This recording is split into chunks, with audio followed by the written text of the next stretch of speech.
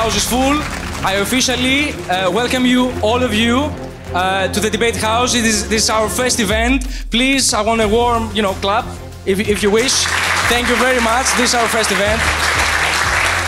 My name is Φίλιππος Κουτσοδημητρόπουλος. I'm the chairman of the debate house. Here with us, we have also the vice president of the debate house, Mr. Lagadianos. Please, a warm welcome. All the speakers know the rules. I'm here as the speaker of the house. I will manage the debate. I'm here for you if you have any questions. The audience, I have already said the rules to you. We're very honored to have with us our keynote speaker, Dr. Cardaras.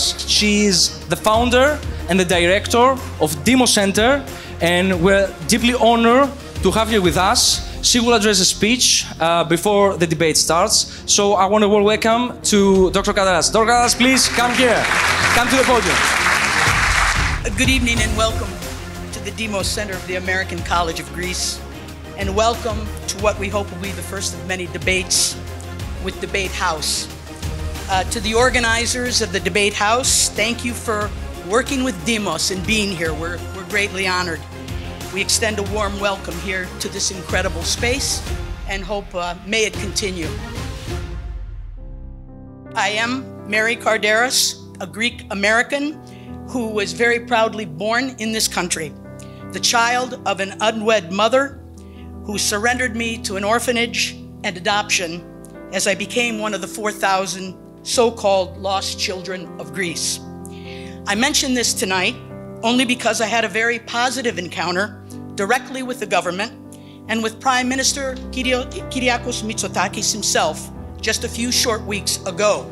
He directly intervened in a matter to do what was right for a small minority of people, the Greek adoptees, in restoring their citizenship to this small but great country that they all love, that I love. Their citizenship had been stripped away when they were adopted, including mine. Citizenship. It is a cornerstone of what we talk about here at Demos, how to engage people into being active citizens beyond just casting a vote. You are here tonight engaging in a debate that is about to begin, and I hope you do more beyond just being here to help make this city and this country a better place. We all have a role to play.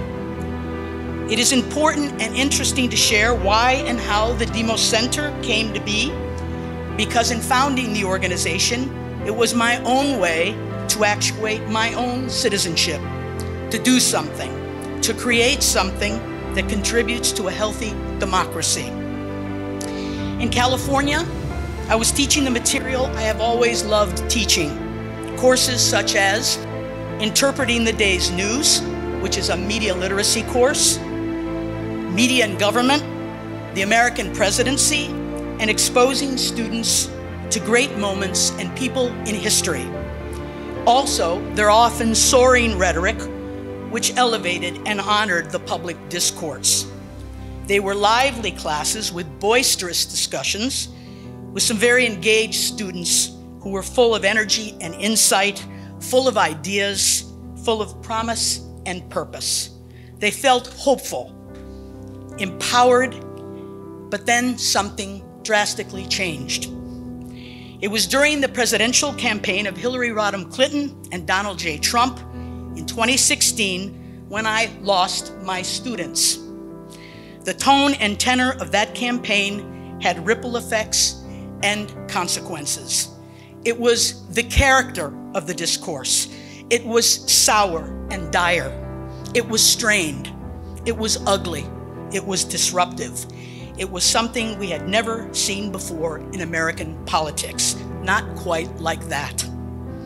This new zeitgeist that has seeped across the country manifested itself in the demeanor and attitude of my students. They became distrustful of institutions, of the media, of authority, of elected officials. It was terribly disheartening as a teacher, and it was difficult to convey all the things that I believe using extraordinary examples from history.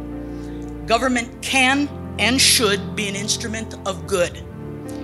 There are indeed good and loyal public servants who work for what is just and good for all of us. Journalism is also an instrument for good. Journalists are public servants too. Country over party, always. And if a politician risks losing an election, the policies they promote should work for the common good and in the interest of the people they serve.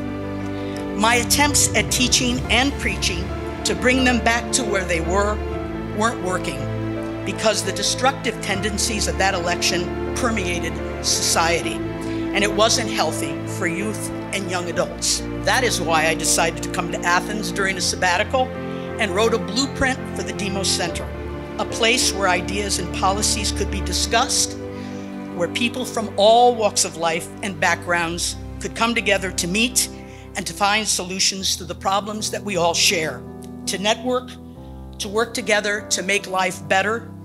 It was to be an uplifting place. I hope you will find it so. My own university turned down my idea for the center, even though it financed my work on the blueprint. But the American College of Greece, where I researched and worked for months, saw the value in it and even gave me the keys to this beautiful old building, now the home of Demos, and we are flourishing. Your being here is testament to that fact. Debate and rhetoric are traditions that come from our own Greek culture, and I am so proud to be from this country, this tradition, this beautiful culture. I expect that we will honor our heritage tonight with energy, passion, and respect for one another, despite our differences in belief and approach. And finally, I'd like to say, we need heroes in public service. We need heroes to speak aspirationally, inspirationally, to give hope and promise and to show youth and young adults the way to purposeful lives. What we do, how we speak, how we behave, it all matters. That we work to unite rather to divide matters. And we need to include youth and young adults in all that we do civically. They have good ideas and they know what kind of future they want to create. We need to yield. We need to invite their voices. We need to welcome them. It is important for all of us to be exemplary role models in word and in deed. And in doing so, we must keep company with those who uplift and enrich, rather than with those who are negative and provide obstacles to progress and successful societies. In fact, it is our motto here at Demos to devote our lives to making progress, that from an ancient Greek. And tonight we will indeed do just that in the content of this debate. Thank you so much for being here.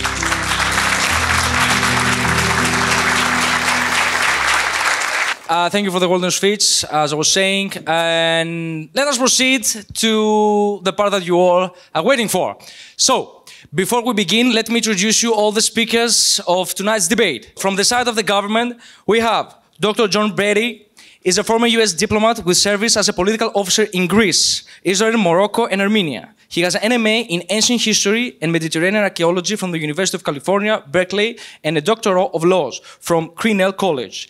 He is the author of Diplomacy Lessons, Greek Urban Warriors, and the Topos Text website and app. He has served as an officer of Democrats Abroad Greece at various times since 2008 and was elected again in 2023. We welcome you to the floor. Here, here. So, also, again, from the side of the government, we have Dr. Waleed Hazbun, is a professor of international relations at the University of Alabama, U.S.A. He is spending 24 and 25 academic year affiliated with the Aristotle University of Thessaloniki. His interests span from the history of travel and political economy, of tourism and geopolitics of the Eastern Mediterranean, U.S. foreign policy, and the politics of Star Wars. He is the author of Beaches, Ruins, Resorts, The Politics of Tourism in the Arab World. And before moving to Alabama, he lived and taught in Beirut, Lebanon, as well as Baltimore, Maryland. Note that views expressed do not represent the University of Alabama or the Aristotle University, but are only those to Dr. Hazbun. Also, yes, please.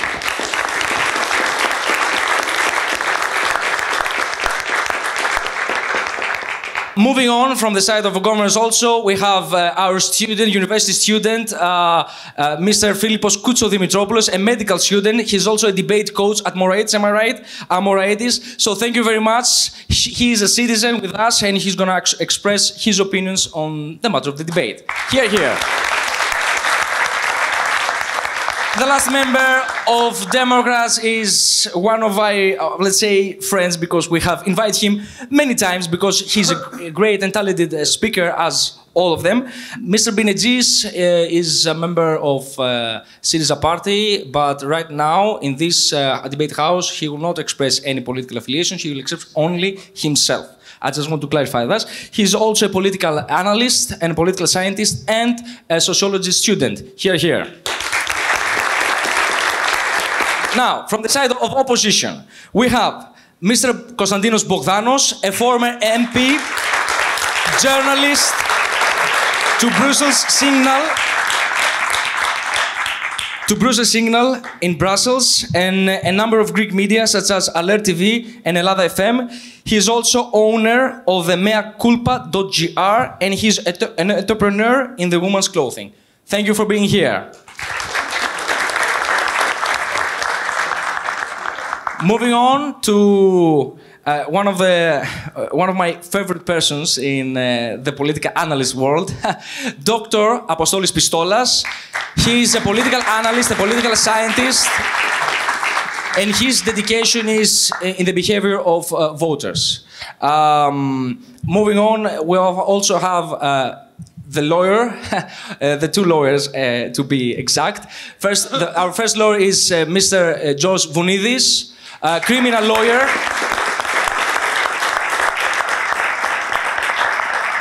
He's also a member of EMMY. I have to address this too. And he's also a very talented speaker. Moving also to our last and also one of my dearest friends, Mr. K'Pαπαγιαννίδης, Vasilios. He's a lawyer with expertise in energy law and finance law. And we're very glad for all of you to be here and to have a fruitful discussion and a democratic engagement.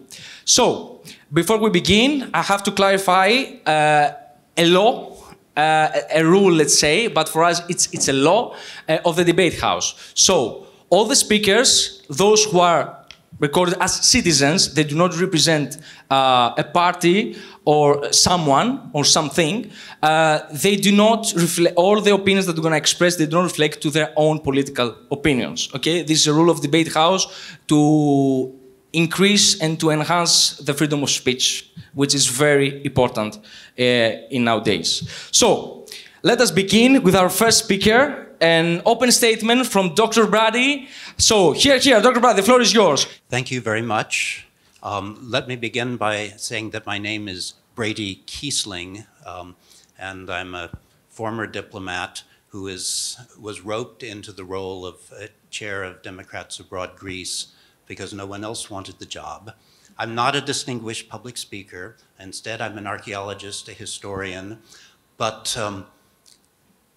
my role is to mobilize American citizens in Greece to undertake their democratic duty, to ask for their ballot, to receive it, to fill it out, and to mail it back. I hope all of you who have the right to vote in these elections have done so. If you have not, see me afterwards. I greet you on behalf of Democrats Abroad Greece. Tonight, I ask you to apply your intellectual skills to a supremely important task. Which American presidential candidate and party will promote your welfare and that of your family, your community, and future generations? The difference between the candidates is self-evident. One candidate has concrete policies aimed at addressing the social, economic, and environmental challenges facing ordinary Americans. The other calls America, a country he governed for 4 years, a third world hellhole. One helped pass massive new investment to promote America's transition to renewable energy. The other says, drill, baby, drill, because climate change is a hoax. Do all of you believe climate change is a hoax? Yes. One promises to do more to keep the Palestinians of Gaza alive. The other uses the word Palestinian as an insult and promises mass arrests and deportation of anyone who sympathizes with them. One wants a united country. The other one wants to send the army after those who disagree with him. Opinion polls suggest American men without a university education will indeed vote for Trump, many of them. They like his fourth graders' vocabulary and applaud his schoolyard insults like retard. They desperately want to believe he will find them cheap gasoline and women who don't mind being grabbed. Just remember, though, that Mexico did not pay for the wall, nor did Trump improve lives in those 4 years, except those of hedge fund owners. Key officials left his administration calling their boss a moron or a fascist. A large number of them now support Kamala Harris. Under current policies, job growth is good, inflation has come down, and the US stock market is at record highs. Trump's tariff plan will reverse that progress. At age 78, Trump is showing signs of catastrophic mental decline. Watch him on YouTube, please. Do you really think this rambling, repetitive narcissist is capable of meeting fresh challenges when he failed before? If you are a US voter, be loyal to your eyes and ears. Thank you. Thank you very much. So now let us proceed to the first thematic question of the opposition. Mr. Bogdanos, the floor is yours. Well, I'm going to address you guys, not the camera, to begin with. Also, having read in Moraiti School, Athens, and then in Pantheon University, my interlocutor asked me, how come and you're not an anarchist? Well, it doesn't just have to do with the fact that I read philosophy at King's College London and then macroeconomics at London Business School so as to know how this world works. But it's also because leftist ideas do not make any sense at all. I was privileged 20 years ago. I was privileged because I was going out into a market that was flourishing. Now I pity you guys in the same way that I admire you guys for being so fervent about discussing, about arguing, about debating. Now, international relations. Well, my mother tongue is not English. And being the one who asks questions as an opposition to the government is a bit of a drawback. But still, this is like stealing candy from a baby. Everything in the world, as we know it, has gone Pete Tong. I mean, the world is burning down. What a day, what a day. And the only ones who are really happy about things are Raytheon, McDonnell Douglas, Boeing, General Dynamics, Lockheed Martin, the guys who sell weapons, the guys who trade weapons and sell weapons. And why? Because during the last term, we have had, my dear friend, wars exploding everywhere. You had this nonsensical thing going on in Ukraine, and China is about to enter Taipei, and then you have this thing in the Middle East right now, which is, frankly, one of the saddest things that could have happened, and it has happened. So my number one question is, why, during President Trump's term, didn't we have any wars at all? Nowhere. I mean, I see my dear friend there who acts as if he does not really care for this argument, but there were no wars.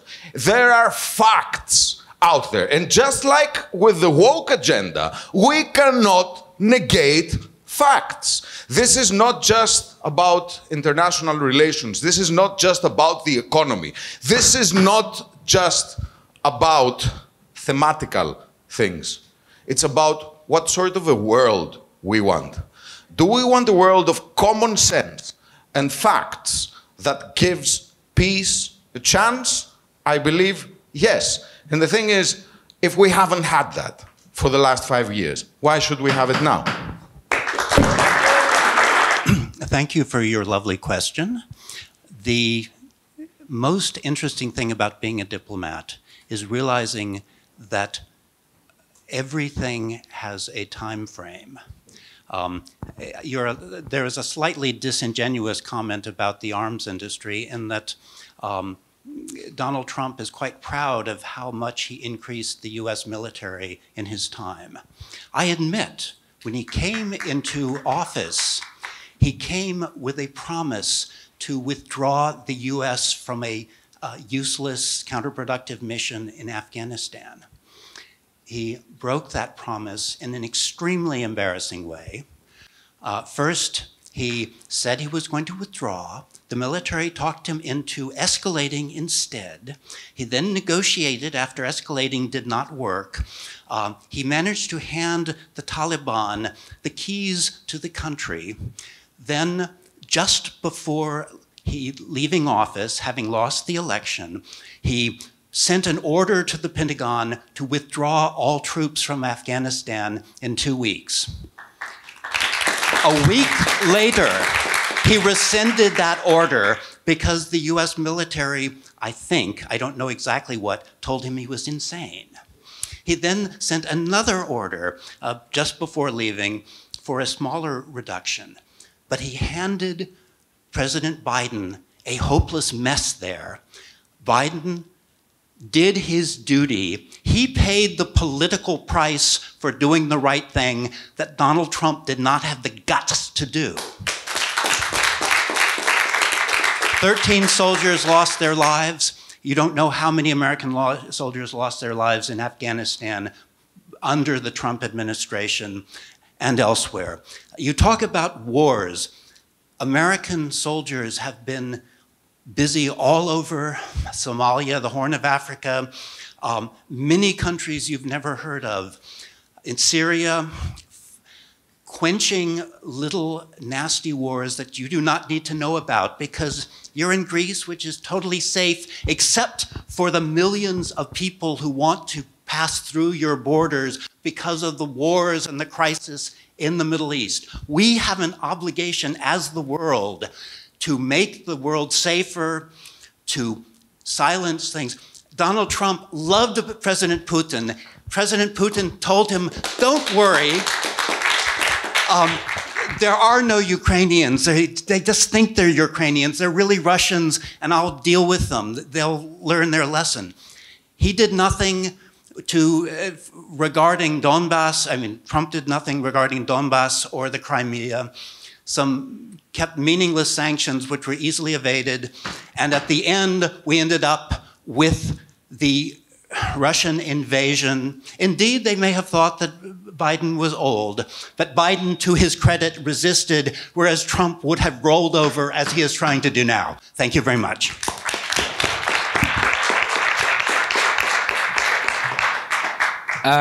Before I give you the right to talk, I just want to tell you, please also look at the cameras, okay? Because we're recording this event. It is very important for us to upload it to all of our social media platforms, okay? It's very important, okay? So this is one camera over there, and this is the other one, and this is Vagenas, our friend. Hello, Vagenas. Okay, so you look at these three cameras also too, okay? Thank you very much. Sorry for interrupting our beautiful debate. Mr. Bogdanos, the floor is yours. I just want to point out that I had one simple question. We had no wars for 4 years, and then we have wars all over the place for the next 4 years. So I'm going to repeat my question.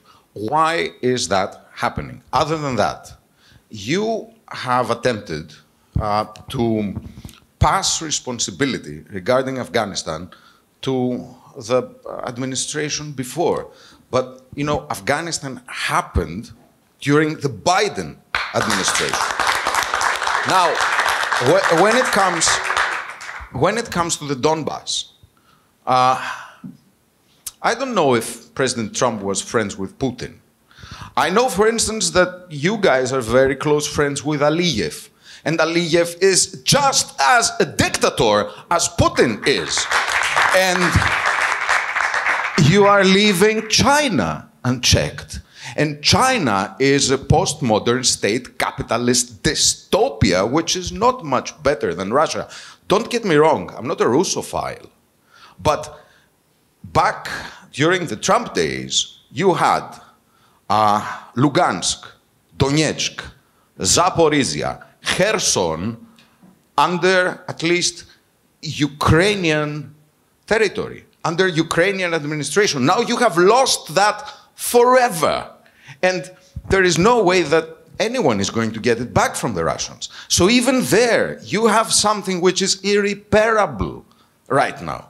As for the Middle East, which is very, very close by, I'm a Greek. I'm not a Greek American. So my allegiance is to my country. And I see that many people are getting fanatic about other people, other nation, other states, stranger to them. So what is now happening, for instance, in the United States, in the academia? Do you think it makes sense, this frenzy about Palestine? You have a new anti-Semitism on the rise in the United States as a result of a dire policy that is developing and unraveling in the Middle East. So I will end this follow-up question by putting on the table the exact same question. The Biden-Harris administration utterly, completely failed to safeguard peace and security in the world. There are genocides everywhere. How about the genocides of Christians, for instance, in Africa? Isn't this something we can relate to?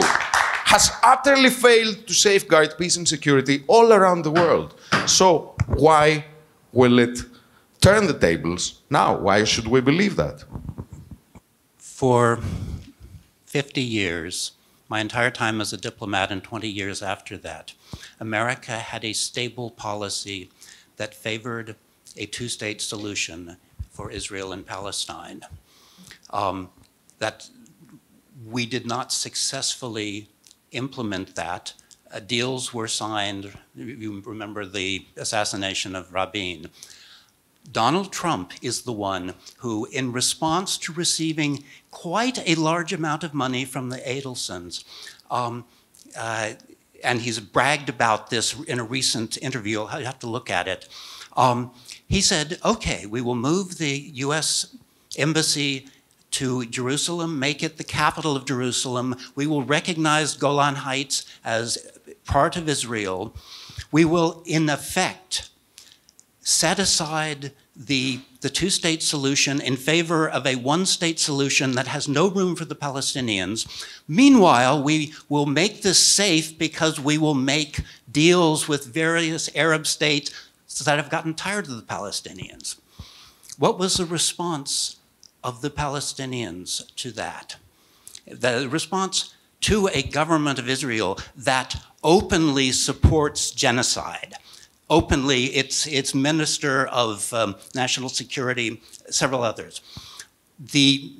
Because of Trump's failure to keep US policy, Israel pushed too hard.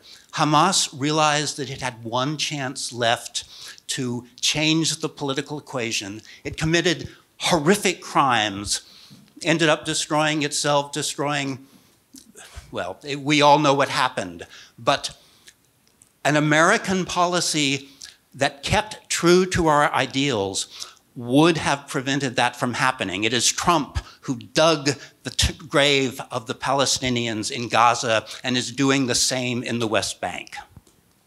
Let us begin. To the cameras also, too. I will do my best. Okay, thank you. So, let us begin with the fact that both the Trump administration and the Biden administration faced two great difficulties, two great crises. The Trump administration faced the coronavirus crisis. So then you had a huge dip in the US GDP. Then the Biden administration did extremely well during the first year. The US GDP went on a spike. And then during the second year, you had the Biden catastrophe, which was the war in Ukraine. Now, I don't know whether the coronavirus was a man-made thing or that could have been averted, or whether it was the Chinese who set it out to the world, blah, blah, blah, blah, blah. I mean, I'm not going to get into this. But I know that the war in Ukraine could have been avoided. So instead of going on a spree, instead of going on a should I? Okay, Dr. Brady.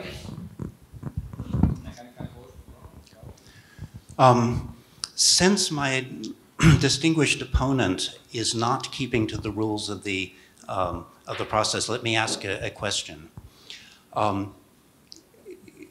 I swore an oath as a diplomat to uphold the U.S. Constitution.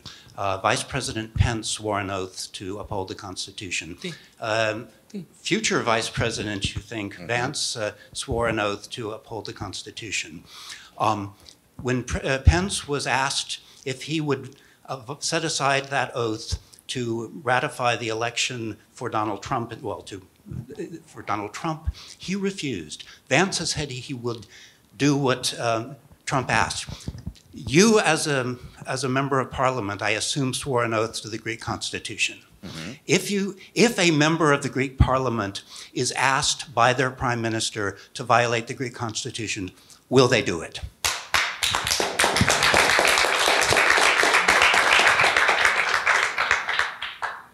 Well, the blunt response to your latest question is yes. In some parties, they will do it. I never did that, so I'm not in Parliament anymore. But what I clearly see, is that my interlocutor is a man of principle, and I am totally for that. This is a dignified thing to do. You are not an opportunist. It shows. But I don't see in what sense I have not followed the rules of the debate. I mean, I don't know if the seat would allow you to clarify this for me. Point of clarification, of course. Point of clarification. The economy is a fascinating subject. Why are you returning to a question you have already asked twice on international relations? Could you please revert to the economy? Brilliant, brilliant, brilliant. I get it. You see, okay, I'm a family man. And, well, every conservative man knows that it is the woman who keeps the family running. But if I do something tremendously stupid and I leave my family without an income, then I'm going to have an economic and financial problem. And then, suppose I cheated on my wife. And the thing was, you know, if we have money in the family or not. But because I cheated on my wife, then I'm not married to her anymore. Then we are in a mess. So you have a financial and economic impact of everything you do. Everything is the economy. But let me try to give some data here. I will try to adhere to my London Business School years. So you have the worst inflation after the war during the last 4 years. And you're going to say that employment has gone up. But with inflation where it is, then this is something that in terms of GDP, in terms of inflation, in terms of unemployment, the overall score of the 4 Trump years were better than the Biden administration. And this you can actually see in the consumer sentiment. This does not lie. If you ask people, how do you feel about the economy, then they are going to convey something which is realistic. It's how they feel, it's what they live on their everyday lives. Consumer sentiment, and I go for Forbes, so I'm not with the right-wing conservative media, I go with Forbes. Consumer sentiment was lower last month than it ever was under Trump. So what makes you think, again, that a failed administration during the first 4 years is going to turn into a success story in the next 4 years. The budget deficit expanded under Trump because of his generous tax cuts to business, and then exploded because of COVID. One cannot blame him for that, except that it left Biden with an incredible task to perform, to bring the economy back to something reasonable without causing recession. And brilliantly, he did. You notice that inflation in the US is lower than that in Europe. It is, the GDP growth is larger than that in the EU. He's done extremely well. But more importantly, we have to look at things like consumer sentiment. Americans are extremely sensitive to fuel prices because we have a lifestyle that says you need to have a huge pickup truck and drive it an hour every day to work.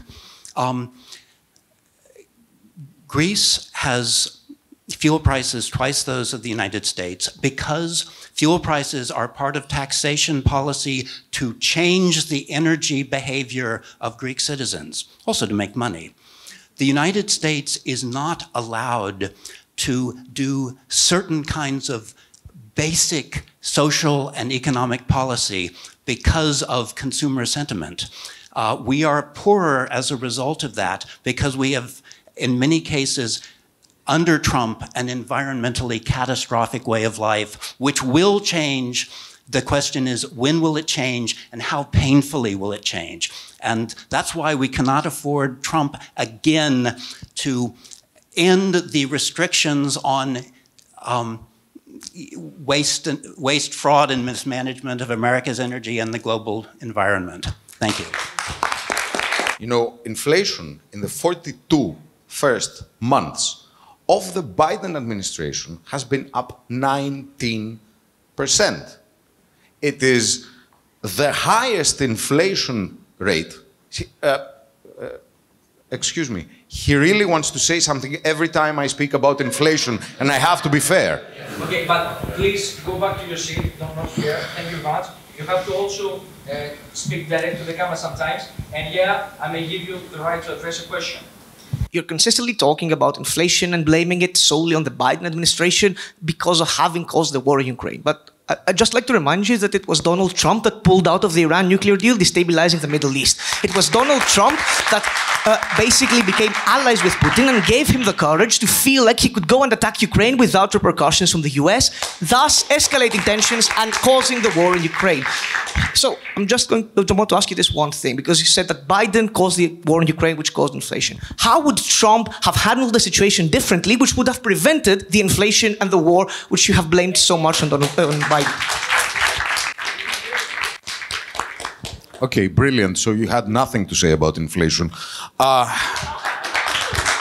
Inflation is still the highest after the Second World War, and it has gone 19% up during the last 42 weeks. I thought I had bad numbers, so I just wanted to give you the benefit of the doubt, should you want to correct me. I want to be just when debating with anyone. Now, you also said about the debt.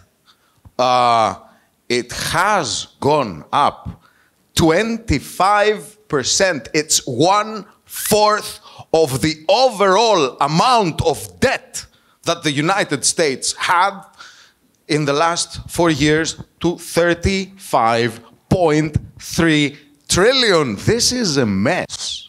So let's take a step back. And even though it was Trump who signed the Abraham Accords, it was then derailed. The Middle East was then derailed. And even though that during Trump, Putin would have never invaded because the US still looked like a superpower and not a secondary state in the world stage as it behaves right now. Even if we leave those things aside, you know, the MAGA is not just a slogan. The Make America Great Again is not just about the US. It's about the West as a whole. We're being bulldozed by by bricks. We're being bulldozed by people who have no tradition in the Western values, no respect to rights the way that we have. And we sort of debate on pronouns and things like that when things are being bulldozed all over us. But let's get back to the economy. Trump says a couple of elementary things. Deregulation, state, get off my back, don't tax anything I do. Taxation, if not theft, is something that must be very cautiously advised and observed, because the money I make is mine. And this is going to make a poor man rich. Now, the Biden administration, as all leftists do, I think he's a covert communist, in a sense. No, I do. Same thing I believe about the Greek government. It's all handouts, here and there and everywhere. Handouts and taxation. Handouts and taxation. Let the real people do their thing and flourish. It did work during the first 4 years of the Trump. Yes, it did work during the first 4 years of the Trump administration. It failed utterly under Biden, and I still don't see how Kamala is going to change that. Kamala of all people. Obviously, tariffs serve as sales taxes on the poor. They also lead to global economic recession. The 1929 depression, Greece maybe not remembers that, but what happened to all the Greeks who were forced to immigrate because they were starving? Let us take seriously the I wanted to add that the Greeks were not starving because of taxes. They were starving because of wars. If you mean... sorry, I made a mistake. It's okay. 60 years before, during the immigrations, sorry. Obviously, the largest Greek immigration to the U.S. was well before the Depression. And in fact, remember, the United States played a crucial role in keeping Greeks alive after 1922 and 1923 because of our strong economy. But tariffs are a disastrous stroke. Greece had a trade surplus last year with the US. Will you really be able to sell olive oil and peaches again with 20% tariffs on everything you sell? No.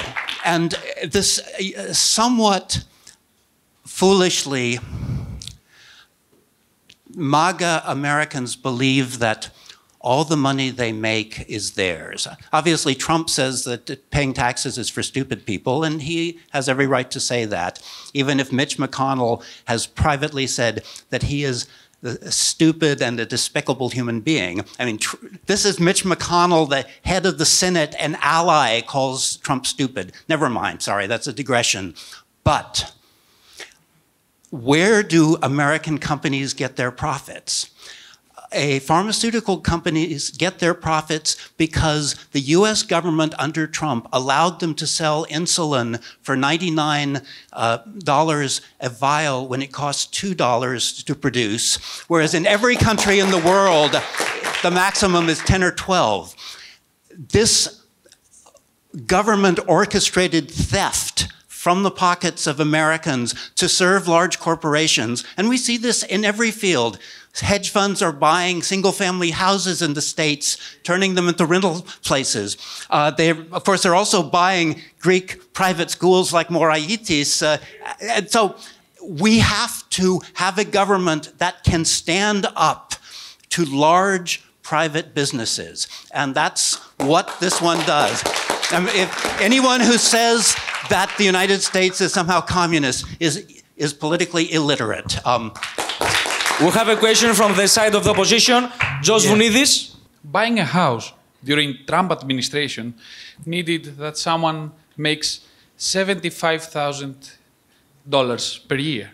During Biden administration, Biden-Harris administration, This, for someone to buy a house, he needs $125,000 per year.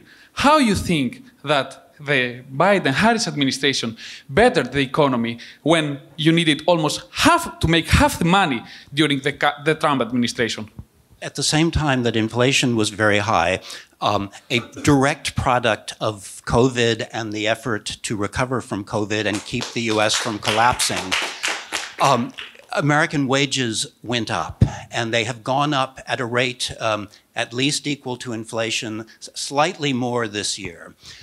It's good to remember. Second, the cost of housing is, as Greeks know, a matter of a number of externalities, and hedge funds are only one of them. Local and state government declare what the permitting process is. The not in my backyard syndrome makes it almost impossible to build a house in the Bay Area where I grew up. That is not the federal government, that is the local government. And the federal government has no ability to impose itself on the local government. Kamala Harris offers a $25,000 bonus to first-time homeowners and substantial tax breaks to anyone who builds new houses. That policy will work. Donald Trump will leave it up to the tender mercies of large capital. I mean, to the extent, well, large capital is a stupid word, I'm sorry, but to American businesses to save the American public from their housing problem.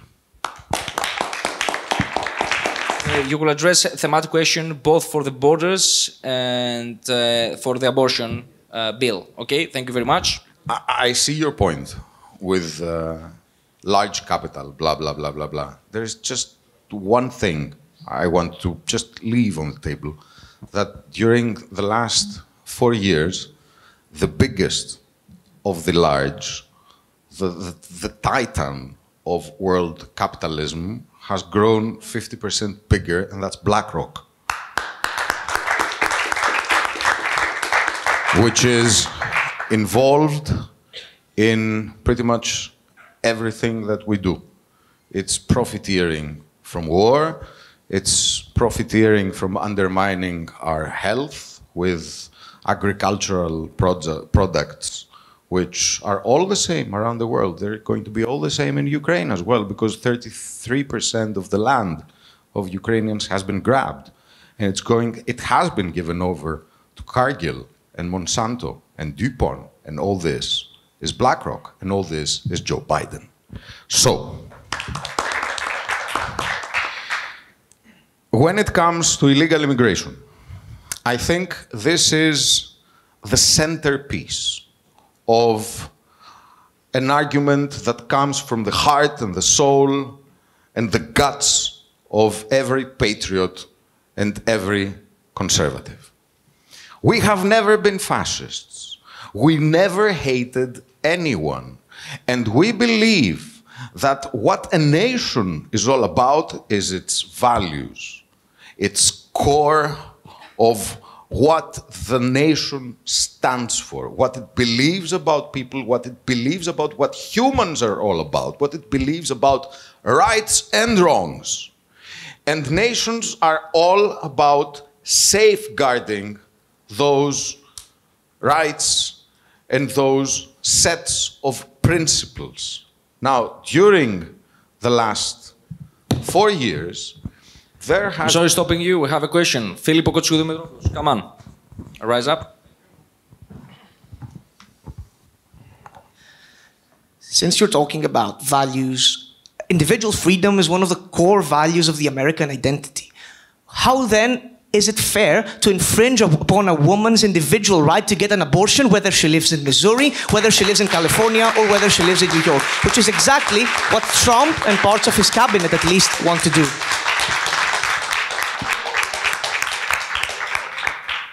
You're going all too Democrat. This is the next thematic. We have a thematic about abortions. This is the thematic about illegal immigration. I'll get to that. And I'll get you from a libertarian standpoint, not a conservative standpoint. But if we're talking about rights, and if we're talking about what the states should do, and if we're talking about the libertarian tradition, Well, the state should safeguard three things: life, your property, exactly, and your freedom. So we'll get to the abortion thing later on. The thing is that nowadays, the American state does not safeguard the life, the property, life means safety, security, as well, of its own citizens, because for some reason that I cannot understand, the same thing is happening in Greece, the same thing is happening in Europe, the same thing is happening all over the West. We believe that what we and our parents have built with blood, sweat, and tears, with sacrifices, is just to be given out and away to anyone who steps in and says, I don't give a flying fuck about what you guys stand for. This is the banner of the Democrat administration. And Democrats were not like this always. I do believe it when I said before that you seem to be a man of principle. The Democrats nowadays are a totally different thing than what the Democrats were like 30 or 40 years ago. Same with Nea Demokratia in Greece. But thankfully I have a second bit. The thing is, why do you want to demolish what the United States is all about instead of safeguarding it?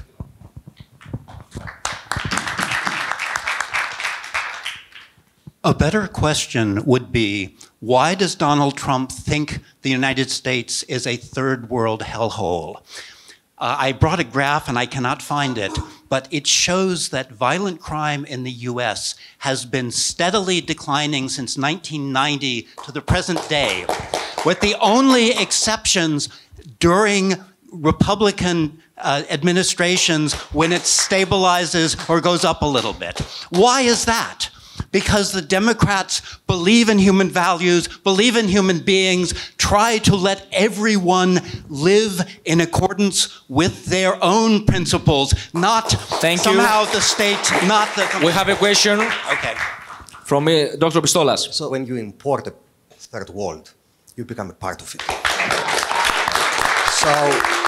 So what is, and that is the expectation. You take something and if it doesn't adapt to you, you adapt to it later in the time. So my question is, what do the Democrats think? That when bringing people from countries that actually don't share any values of yours, what do they expect to happen? Thank you. I'm a little bit ashamed to hear this kind of racist statement from a Greek. You should be proud of all of the amazing people, the Albanians who carry the flag in the procession for the school year, for the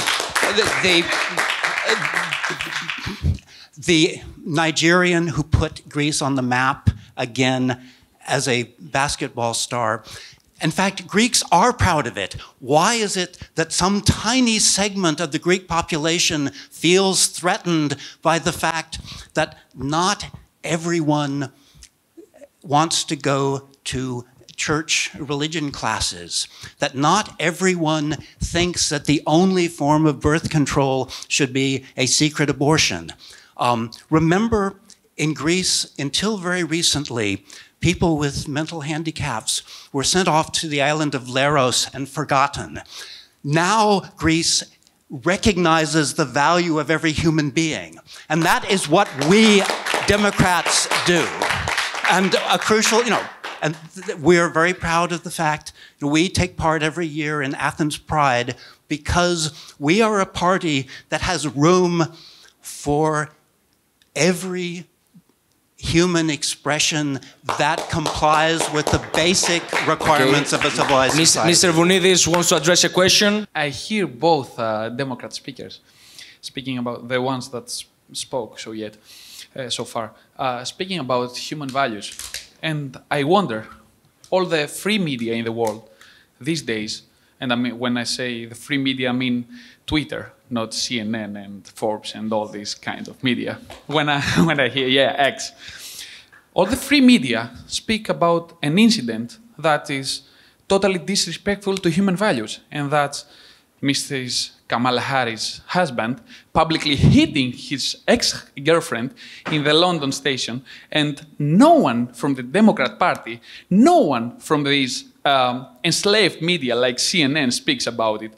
What do a Democrat representative has to say about a man who's aspiring to be the first husband, the first man of the nation, hitting publicly his ex-girlfriend? Thank you, thank you. Obviously, every family has its issues, and the number of people in all parties who have not lived up to their best human ideals is large. Fortunately, in the Democratic Party, we do not have to pay our conquests $300,000 to keep them quiet, nor do we have to go to court in order to stave off the accusations of molesting women in the dressing room at Bloomingdale's, I think it was. We have very decent, by and large, politicians, and it's interesting to watch how the spectrum of misbehavior, I won't say it's confined to one side of the spectrum, but I will say that there are some very interesting cases. We should not talk about them. Instead, we should recognize that all of us have flaws, and that we should keep the private private when it can be private. But a president of the United States is never private.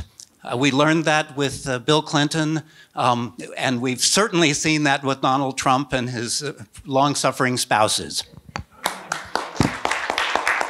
Okay, the last match question from the leader of opposition, Mr. Bogdanos. I had a small and brief dilemma.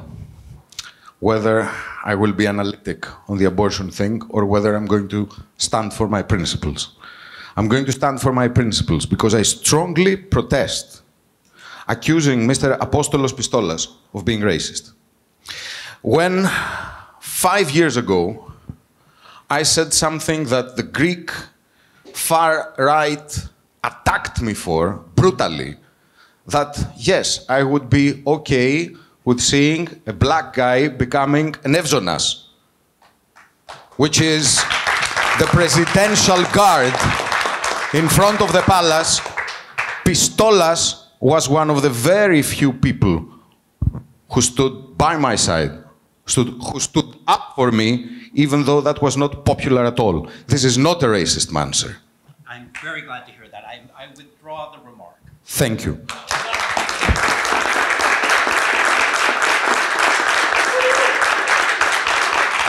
The burqa is not a human right, it's discrimination. The Sharia is not a human right, it's a set of barbaric rules. Throwing homosexuals from the highest building in the neighborhood, as written in the Quran, is not human rights. Marrying 9-year-old girls is not human rights. So, when people come into my country or your country or the West, which has been established, again, by all of us, and by patriarchy as well, well, there must be some rules that people must adhere to, please. Because every time I get going, I'm interrupted. So, buying babies from surrogate mothers, I don't think that's human rights either. I mean, I'm all for gay rights, but some things have gone too far. Getting imprisoned, as you do in Canada, for matters of pronouns, well, is this what the West has come to? And now let's get down to business with abortion. I said before that according to the libertarian, but also the conservative standpoint, the state needs to do three things. Make sure you're all in one piece and in good health. Safeguard your humanly existence. One thing. Make sure you have the rights to your property and your freedom. The first one is safeguarding lives. Now, this is not something I can argue about. This is not something that I can be persuasive about. I am a father. And I know that my baby girl was a human being from the first moment of her conception.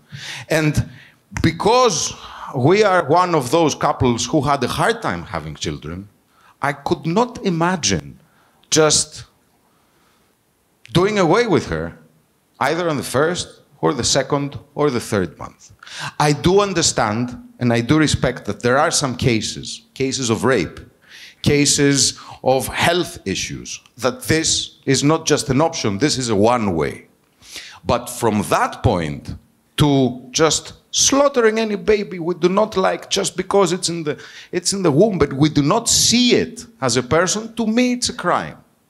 I'm also a Christian, but this is not something that I'm going to put in the argument. So I think... I have to stop you, Dr. Waleed. Want to address a question? Yeah. What you're referring to, I think, is a crime everywhere. It's unclear when getting rid of a child just because you, for no reason. Closer to the microphone. So we agree. So we agree. I mean, but I don't see how in states where you can do away with a baby in a 6-month period after the conception is something that you are allowed to do without having some very, very, very important reasons behind this. So we agree. Yes, I mean, what I see is... No, you cannot do that, sorry.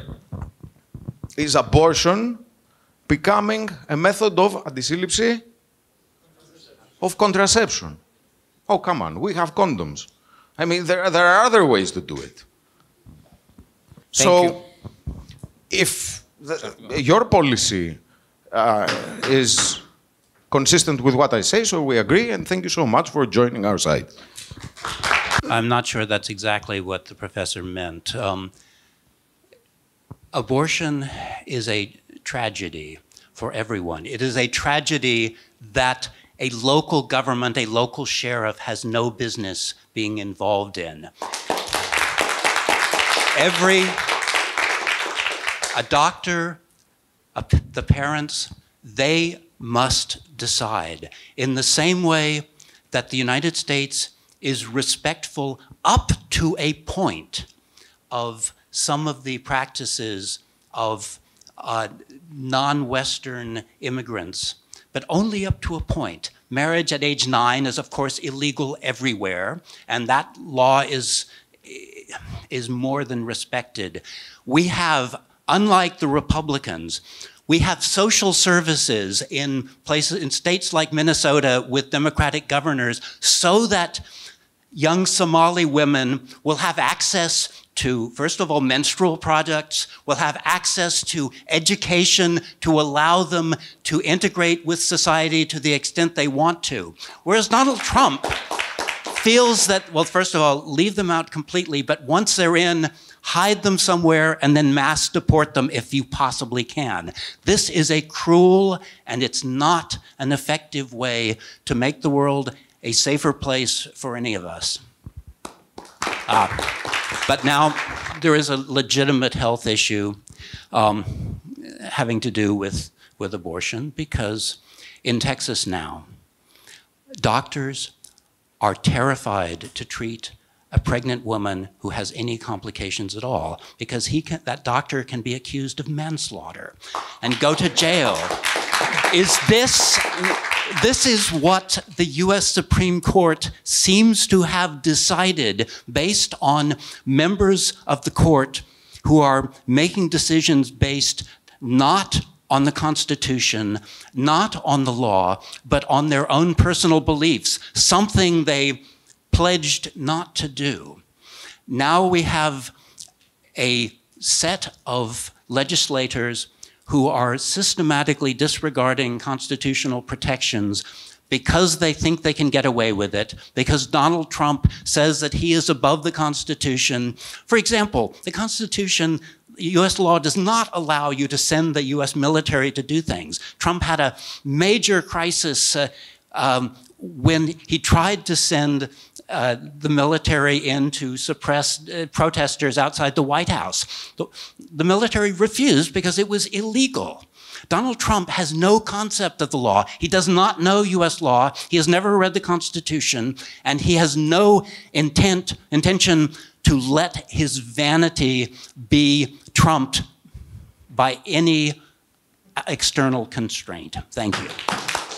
Okay, so the first part has finished. Thank you very much, both of the leaders.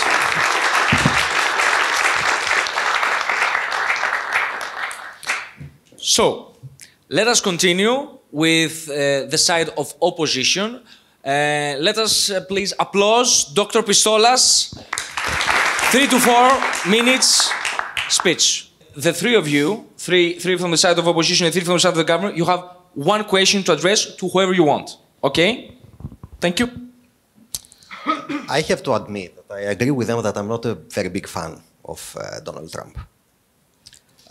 We don't come together in terms of personalities. He wouldn't be my friend. He wouldn't be my partner, but I'm not looking in Tinder for a partner. I'm looking for a president. Yes? So I'm looking for somebody that can protect the border. Not only because migrant criminality, and I'm sorry to say it, but it has increased and it's taking a lot of cases now, yes? Especially in the southern states, but also protecting the way of life. Because getting population that maybe shares a background or they are willing to adapt is perfectly fine. But receiving population that they do not want to adapt, that they want to have more rights than the American citizens, that they want you to adapt to them, then it becomes a problem. Secondly, we want a president. Sorry, Dr. Πιστόλας, we have a question from Φίλιππος Κουτσοδημητρόπουλος. Stand up, thank you. Thank you, but since you're talking about crime, I have some data from the FBI, which, is not a very partisan source. It's a federal agency of the US, and it says that between March 2023 and 2024, murder and rape are both down by over 25%, robbery and property crime are down by over 15%, and when states that data is tracked, American citizens are significantly at a larger percentage to blame than immigrants. So I would just like to say that immigration has nothing to do with crime, and it has actually gone down under the Biden administration. So 2 days ago, FBI revised the statistics.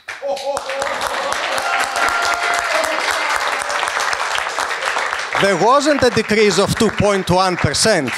It was an increase of 4.5%.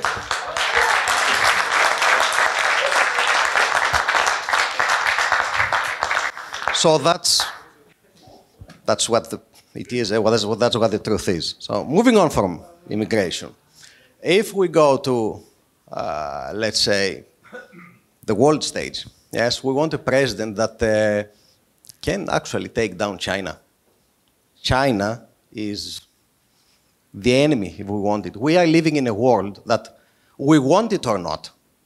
We are not living in a world that we create bridges and we tear down the walls in order to feel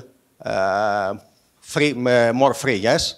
We are living in a world that we, unfortunately or not, doesn't matter, we build walls to feel more safe. Tariffs is a wall. We need to feel safe from China. And buying the package of Trump and J.D. Vance, I actually know what I'm buying, and I think actually that J.D. Vance is the only normal person, the four of them, I think, from both tickets. Buying Kamala and Tim Walz's ticket, I actually don't know what I'm buying. I'm buying fracking on Monday, non-fracking on Wednesday. I'm buying open borders on Tuesday, and then on Thursday I'm buying a new wall. You buy joy. I buy joy, but it's end joy based on the polls. If I open the website of Kamala Harris, then, yeah, I have to go to the website of Kamala Harris. I mean, it's a product that has to come to me. I don't have to go to them, no? So if we want to keep the values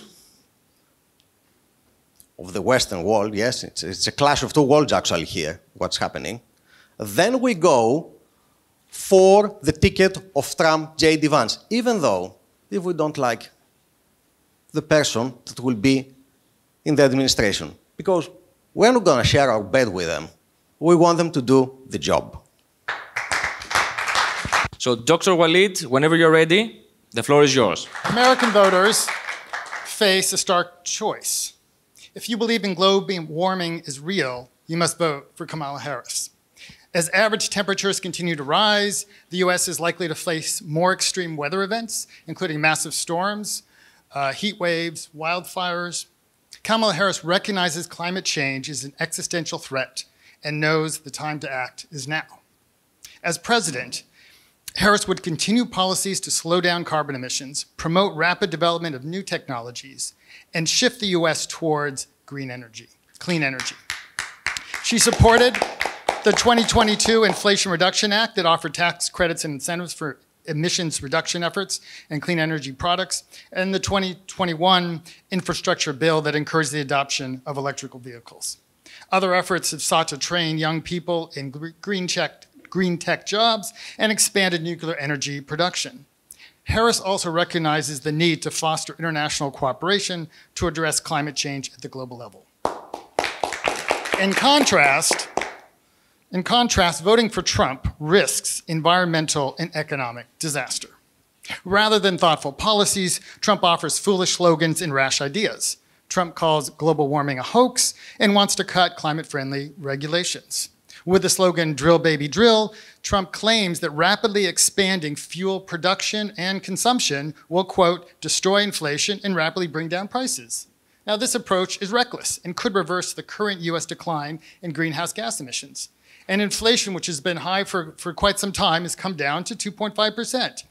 In contrast to Harris's efforts to build economic resilience, Trump only offers tax cuts, tariffs, and deportations. Tax cuts for large corporations and the wealthy will only expand the deficit. Trump's plan for the across-the-board tariffs on imports will increase inflation, and the cost will be passed on to the American consumers. Worst of all, Trump's housing policy, I kid you not, involves building detention camps and deporting 15 to 20 million illegal immigrants. Meanwhile, he dehumanizes all immigrants, spreading lies like they're eating pets, like they're mostly criminals, and that they're poisoning the blood of our country. This is very un-American. The thing is, while illegal border crossings have expanded during the pandemic, by August they have dropped 75% from their high in 2023. While Republicans trade in fear and denial, Democrats focus on adapting to climate change, sustaining an inclusive economy through growth by making public investments in infrastructure, increasing the minimum wage, tax cuts for the middle class, offering financial incentives for first-time home buyers, and offering builders incentives for affordable housing. By learning to adapt and grow, the U.S. will become more economically resilient, gain advantages over rivals that are unprepared for future changes. Most of all, Harris will uphold American values, embrace American diversity, and guide the country to face the challenges ahead. Before you finish your speech, we have a question from Dr.Πιστόλας. So why they haven't done all of this in the last 3.5 years? Donald, many of the policies they have done, the Inflation Reduction Act, the infrastructure bill, they've been working on. These are the most far-reaching climate change policies, supporting for green technology, expanding. I mean, most of these are things that they've been working on, and they're seeking to expand. Thank you very much. So right now the debate will be in Greek, the half. What? Excuse me? Nothing. Thank you very much. So now we have... τώρα έχουμε να το πω και στα ελληνικά γιατί θα μιλήσουμε στα ελληνικά. Sorry for switching language, but we have agreed to this. Έχουμε από την πλευρά της αντιπολίτευσης τον Γεώργιο Βουνίδη. Τον καλωσορίζω. Φίλιππε, ευχαριστώ και θα τιμήσω τη συμφωνία μας να μιλήσω στα ελληνικά. Αν και τώρα, επειδή η συζήτηση έχει διεξαχθεί όλη στα αγγλικά, θα ήθελα να τη συνεχίσω, αλλά θα μιλήσω στα ελληνικά. Θα ξεκινήσω and I sincerely apologize to our non-Greek speakers. I hope at least you understand what I'm trying to say. Κανένα πρόβλημα και εγώ έτσι νομίζω είστε έμπειροι και χρόνια στην Ελλάδα. Επειδή το debate έχει το νόημα της αλληλεπίδρασης, θα ξεκινήσω λέγοντας δύο πράγματα τα οποία άκουσα μέχρι στιγμής. Ένα είναι αυτό που είπε η κυρία Καρδαρά στην εναρκτήρια ομιλία της. Journalists are for good.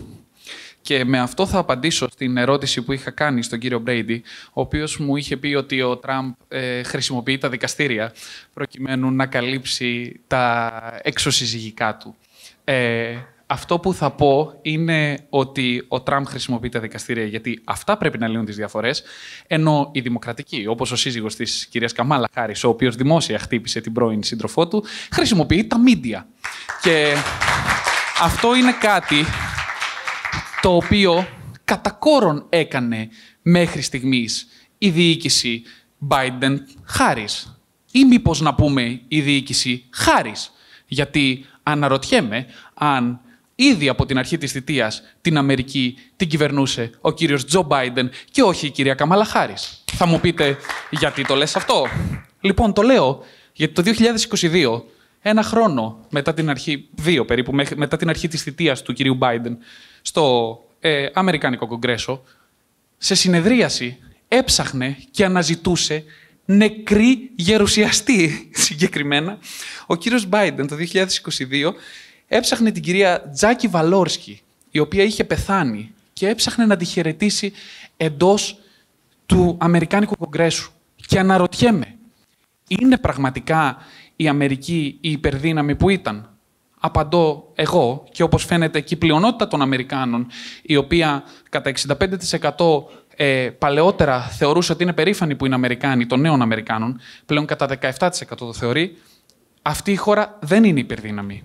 Και αυτή η χώρα, ναι, Φίλιππο, ολοκληρώνω και... Ολοκληρώσω το δημοσκέψη να δώσω. Ναι. Αυτή η χώρα, όλον αυτόν τον καιρό, διοικούνταν από έναν άνθρωπο, ο οποίος καταφανώς είχε άνοια. Παρά τα αυτά, συνέχιζε να διεξάγει πολέμους. Άρα, τι καινούριο θα εισφέρει η κυρία Χάρις με τη νέα της διοίκηση, αν έρθει στην εξουσία? Τίποτα περισσότερο από ό,τι έχει κάνει μέχρι σήμερα. Δεν ξέρω ποιος είχε άνοια. Πάντως ξέρω ότι μάλλον ο πρώην πρόεδρος πριν τον Biden είχε παράνοια. Και να εξηγήσω τι εννοώ. Εγώ ξέρω ότι από το Δεύτερο Παγκόσμιο Πόλεμο μέχρι και το 2016 η Αμερική είχε πλανητάρχη. Από το 2016 και ύστερα έχουμε έναν πρόεδρο που είχε πολύ καλές σχέσεις με τη Ρωσία, με τον Πούτιν, ανέπτυξε σχέσεις με τον Κιμ Ιονγκ-Ουν με τη Βόρεια Κορέα. Είχαμε τις κάκιστες ευρωατλαντικές σχέσεις που έχουν προκύψει μετά το Δεύτερο Παγκόσμιο Πόλεμο επίσης. Και παράλληλα βλέπω την προεκλογική περίοδο να διεξάγεται και να ακούω ότι θα τελειώσει μέσα σε μια μέρα ο πόλεμος στην Ουκρανία, ότι θα γίνει Γάζα Μονακό και ότι. Ναι. Καλό. Η ερώτηση ποια είναι? Η ερώτηση ποια είναι? Με τον κλειστό προστατευτισμό οικονομικό, ενώ η Αμερική για χρόνια ήταν μια εξωστρεφής οικονομία, και με αυτές τις διεθνείς σχέσεις του Τραμπ την περίοδο 16 και 20 και αυτά που λέει ότι έρθουν τώρα, γιατί η αμερικανική εξωτερική πολιτική βασιζόταν στο ρεαλισμό, με αυτόν τον τρόπο είναι δυνατόν να έχουμε μια υπερδύναμη? Με τον Τραμπ είχαμε υπερδύναμη. Και ξέρετε γιατί είχαμε υπερδύναμη? Γιατί είχαμε 0 πολέμους. Ούτε έναν. Ούτε έναν. Με τη διοίκηση, φυσικά, Biden, όσο μπορούσε τέλος πάντων να διοικήσει ένας άνθρωπος ο οποίος δεν μπορεί να ανέβει τη σκάλα για το αεροπλάνο, με τη διοίκηση Biden-Harris, είχαμε όχι έναν, 3 μεγάλους πολέμους. Αυτή τη στιγμή έχουμε γενοκτονίες στην Αφρική, έχουμε κρίση σε όλη τη Μέση Ανατολή και έχουμε πόλεμο στην Ουκρανία. Και ερχόμενος λίγο και στο θέμα της ενέργειας που έθιξε προηγουμένως ο δεύτερος ομιλητής. Αλήθεια, αν η Αμερική σταματήσει να βγάζει πετρέλαιο, ποιος θα φέρνει στην Ευρώπη το υγροποιημένο φυσικό αέριο της Αμερικής, το οποίο είναι απαραίτητο για την ενεργειακή επιβίωση της Ευρώπης, καθώς η Αμερική απέκοψε, χρησιμοποιώντας φυσικά ως μαριονέτα της στην Ουκρανία και τον Ζελένσκι, την Ευρώπη από το ρωσικό φυσικό αέριο. Θα μιλήσω για ένα τελευταίο πράγμα, Φίλιππε, και επιτρέψτε μου λίγο να καταχραστώ το χρόνο. Ναι. Θεωρώ ότι μια νέα διοίκηση Τραμπ είναι η τελευταία ελπίδα για το δυτικό πολιτισμό. Πράγματι, συγκρούονται δύο κόσμοι. Συγκρούονται δύο κόσμοι οι οποίοι έχουν να κάνουν με μια πολεμοχαρή διοίκηση, η οποία το μόνο που ξέρει να κάνει και να μιλάει είναι για woke agenda και λαθρομετανάστευση, την οποία πρέπει να προστατεύσει. Και έχουμε να κάνουμε με μια διοίκηση η οποία καλείται να προστατεύσει τα ιδανικά που έχτισαν τη Δύση. Και έρχομαι σε αυτό. Αυτή τη στιγμή έχουμε έναν δυτικό πολιτισμό ο οποίος συνεχώς διολυσθένει. Ο δυτικός πολιτισμός βασιζόταν από την αρχή της ύπαρξής του στην ελευθερία της έκφρασης. Τι έκανε η διοίκηση Biden-Harris μόλις ήρθε στην εξουσία? Μέσα σε 76 ώρες άνοιξε πόρταλ από το οποίο με όλες τις κρατικές αμερικανικές υπηρεσίες ξεκίνησε λογοκρισία. Αυτή τη στιγμή το μόνο ελεύθερο μέσο στον πλανήτη είναι το X, το Twitter. Ναι. Λοιπόν, μαντέψτε ποιον στηρίζει αυτός που έχει το μόνο ελεύθερο μέσο στον πλανήτη. Θέλω να μιλήσω και για κάτι τελευταίο. Αυτός είναι ένας προεκλογικός αγώνας, ο οποίος δεν θα αφορούσε τον... Ένα δευτερόλεπτο και δέχομαι την ερώτηση. Okay. Δεν θα αφορούσε τον Ντόναλντ Τραμπ και την Καμάλα Χάρις. Είναι ένας προεκλογικός αγώνας, ο οποίος θα αφορούσε τον Ντόναλντ Τραμπ και τον Τζο Μπάιντεν. Γιατί σταμάτησε να είναι ένας προεκλογικός αγώνας, ο οποίος αφορά τον Ντόναλντ Τραμπ και τον Τζο Μπάιντεν? Σταμάτησε γιατί όλη η αμερικανική κοινωνία είδε αυτό που επικαιρό τα μίντια απέκρυπταν. Δηλαδή την πνευματική κατάσταση του Biden, ο οποίος δεν μπορούσε να κυβερνήσει. Ο άνθρωπος είχε άνοια. Και ο άνθρωπος αυτός ήταν πλανητάρχης, ο οποίος κλήθηκε να διαχειριστεί μια παγκόσμια κοινότητα με 3 πολέμους. Ευχαριστώ. I hear a large number of echoes of a fascinating industry that has grown up, funded often by Russia, but not always, of media sources planting information designed to undermine the Western alliance, of which Greece is a member, designed to discredit the United States, which is a major support for stability in the world, even if you do not think so. And I see that there is Donald Trump says he will solve Ukraine. He does not say how, but the only way that he can solve Ukraine without speaking to the Ukrainians is to give Putin the victory. And I gather that that is what many Greeks wish. Greeks have a long history of believing that Russia is Do you believe that Russia is a noble country that has Greece's best interests at heart and will bail out Greece in its financial difficulties, save Mount Athos, and support Greece against Thank you. No. And by that, what I mean, you had the missile crisis, if you remember. And what happened then? The U.S. The U.S.A. was planting missiles in the backyard of America, Cuba.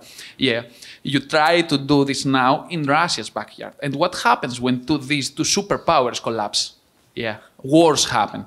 And then, when we strongly didn't support what USSR did, we do not want to support what USA does now in Ukraine. That doesn't mean that Russia is a free regime. That doesn't mean that Russia is a democratic state.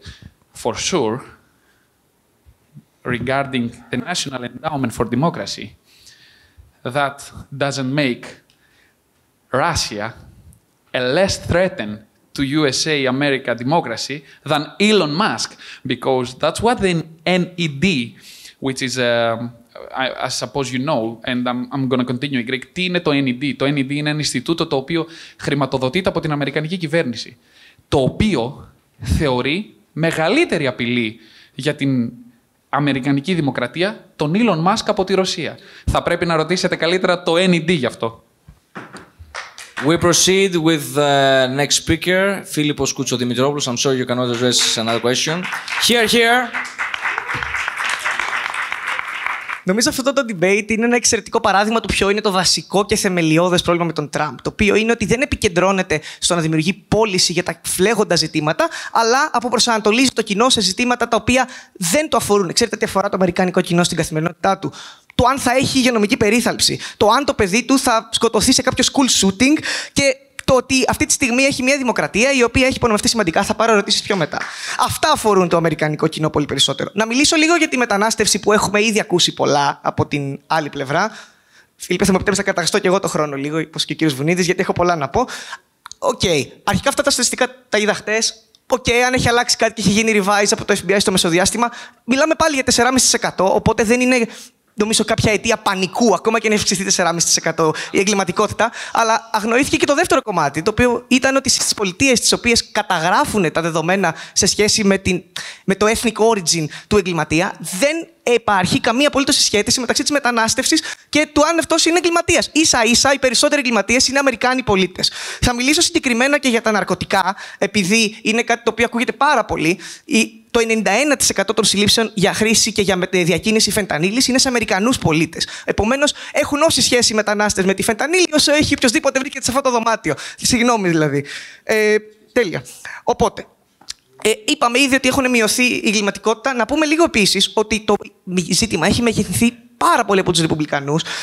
Ο Τραμπ έχει ισχυριστεί ότι υπάρχουν 25 εκατομμύρια παράνομοι μετανάστες στην Αμερική. Φίλιππε, θα σε σταματήσω. Ο κύριος Πιστόλας έχει μια ερώτηση. Να την κάνει τώρα.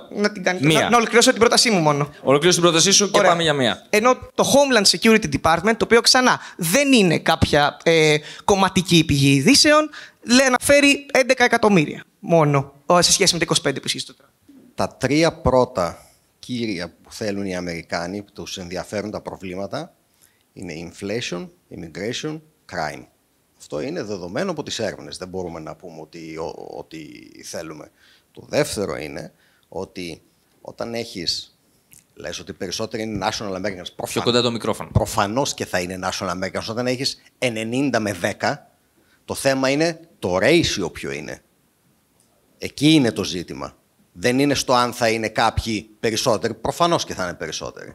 Το να λέμε ότι οι άνθρωποι οι οποίοι προέρχονται από κάποια άλλη χώρα δεν έχουν καμία θέση ανάμεσά μας, το θεωρώ ότι είναι ρατσιστικό και ο σκοπός που έχει είναι να εκμεταλλευτεί κόσμο ο οποίος μπορεί να έχει αυτά τα αισθήματα μέσα του για να ψηφίσει υπέρ του Ντόναλντ Τραμπ. Είναι καθαρά εγωιστική ρητορική για να διοικήσει την Αμερική διέρη και βασίλευε ο κύριος Τραμπ. Τέλεια. Φίλιππε, δέχεις μια ερώτηση από την αντίθετη πλευρά? Μπορώ να τη δεχτώ πιο μετά. Ναι. Είναι πάνω στο κομμάτι της μετανάστευσης, να τη δεχτώ τώρα. Γιατί ο κ. Μπογδάνος θέλει να κάνει μια ερώτηση. Ωραία. Εγώ σε ό,τι θα σας ρωτήσω, απαντάω ναι. Στην ερώτηση. Ωραία. Έχετε περπατήσει downtown Σαν Φρανσίσκο?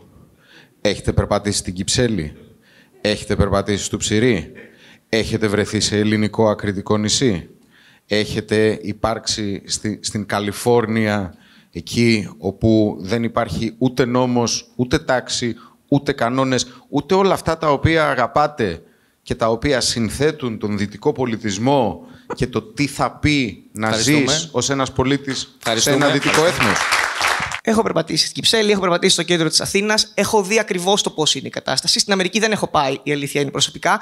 Αλλά αν είναι όπως αυτά τα θέματα που μας θέσατε, το μόνο που βλέπω είναι ότι υπάρχουν άνθρωποι οι οποίοι απλά τυχαίνει να προέρχονται από μια διαφορετική χώρα ή να έχουν ένα λίγο διαφορετικό χρώμα δέρματος. Δεν βλέπω να υπάρχει κάποια προσβολή των αξιών.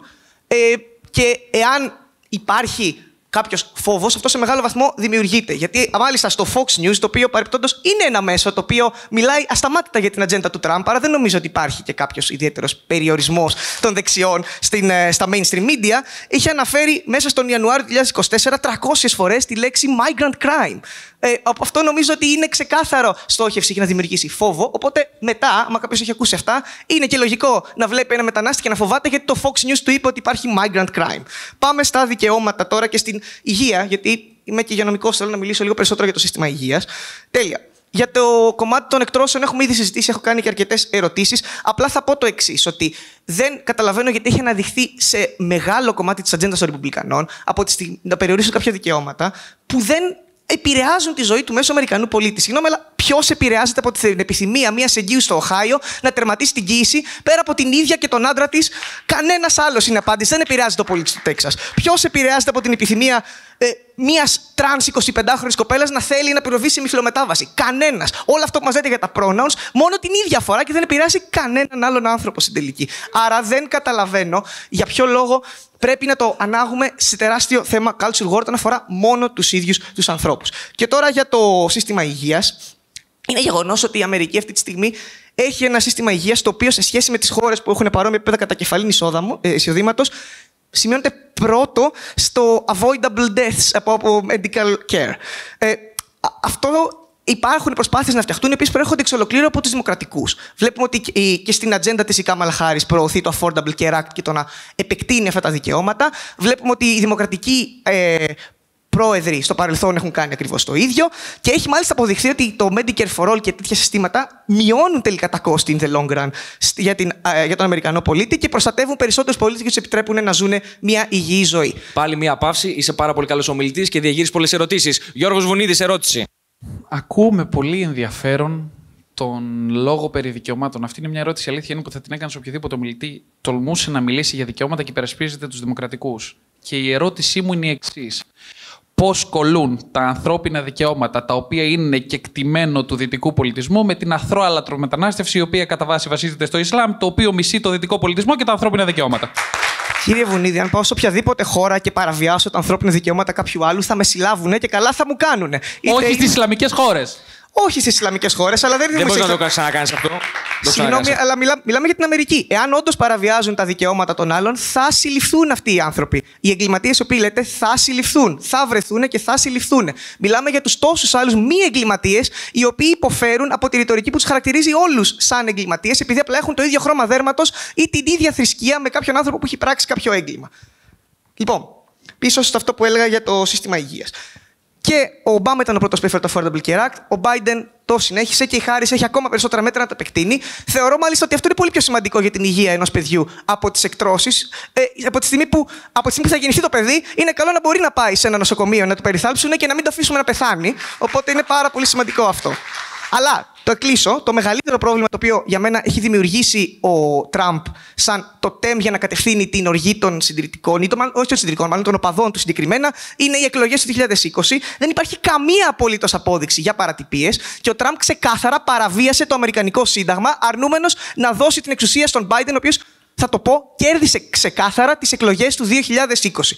Και νομίζω ότι οποιοδήποτε αρνείται να δώσει την εξουσία σε έναν άνθρωπο που κέρδισε τις εκλογές, πρέπει να είναι στη χειρότερη να το υποστηρίζει, στην καλύτερη να είναι στο συμβιβασμένος ότι θα εκλέξει έναν πρόεδρο, ο οποίος μπορεί να το ξανακάνει αυτό στο μέλλον και μάλιστα μέσα στη θητεία του. Έχω ένα τελευταίο επιχείρημα για να κλείσω. Μέσα από το Schedule F, το οποίο θέλει να προτείνει το Ρεπουμπλικανικό κόμμα, θέλουν να αφαιρέσουν την ανεξαρτησία υπηρεσιών όπως το FDA, το EPA και γενικότερα οργανισμοί οι οποίοι βοηθούν το να λειτουργεί το επιτελικό κράτος των ΗΠΑ και να το κάνει καθαρά politically influenceable. Αυτό θα οδηγήσει σε παρατυπίες, αναξιοκρατία και κατάφορη αντισυνταγματικότητα και έλλειψη δημοκρατικότητας. Σε ευχαριστούμε πάρα πολύ. Ένα δυνατό χειροκρότημα, παιδιά. Είναι φοιτητής, προσπαθεί.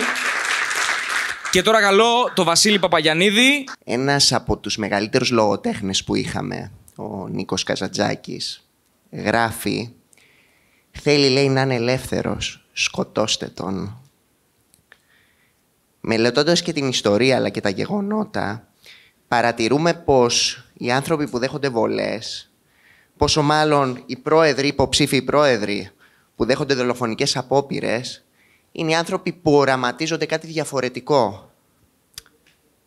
Δεν θα πω καλό ή κακό, θα πω διαφορετικό. Γιατί το διαφορετικό είναι αυτό που έρχεται να αλλάξει το υπάρχον status quo. Ο Τραμπ ήδη έχει δεχθεί απόπειρες δολοφονίας. Αυτό πρέπει να μας προβληματίσει γενικότερα. Ποιος φοβάται? Γιατί το status quo φοβάται τον Ντόναλντ Τραμπ? Επίσης κάτι άλλο που δεν συζητήθηκε... Ο Τραμπ έχει δεχτεί... Ναι, ο Τραμπ, είπα. Δεν πειράζει. Okay. Κάτι άλλο που δεν συζητήθηκε είναι πώς κατεβαίνει υποψήφιος ο Ντόναλντ Τραμπ και πώς η Καμάλα Χάρις. Ο Ντόναλντ Τραμπ έχει ψηφιστεί από τη βάση του Ρεπουμπλικανικού κόμματος Η Καμάλα Χάρις έχει τοποθετηθεί από το αμερικάνικο establishment, τον κύριο Ομπάμα, τον κύριο Μπάιντεν, την κυρία Πελώση. Δεν ξέρω ποια μπορεί να είναι αυτή η νομιμοποίηση και πώς μπορεί να αποτυπώσει τη δημοκρατία των Ηνωμένων Πολιτειών. Σε σταματάω, έχουμε ερώτηση από τον κύριο Δήμο Μπινετζή. Όρθιος. Ναι, βεβαίως. Καθιστός εσύ, Βασίλη Παπαγιαννίδη. Ακούστηκε κριτική για τις ισοκομματικές διαδικασίες των Δημοκρατικών και με ποια λογική η Καμάλα Χάρις είναι υποψήφια. Να κάνω μια ερώτηση. Πόσες σελίδες έχει το πρόγραμμα το εκλογικό, το προεκλογικό των Ρεπουμπλικανών και πόσες των Δημοκρατικών? Αυτό νομίζω τα λέει όλα. Αυτό δεν απαντάει όμως σε αυτό που είπα. Είναι άσχετο. Αυτό δεν απαντάει σε αυτό που είπα.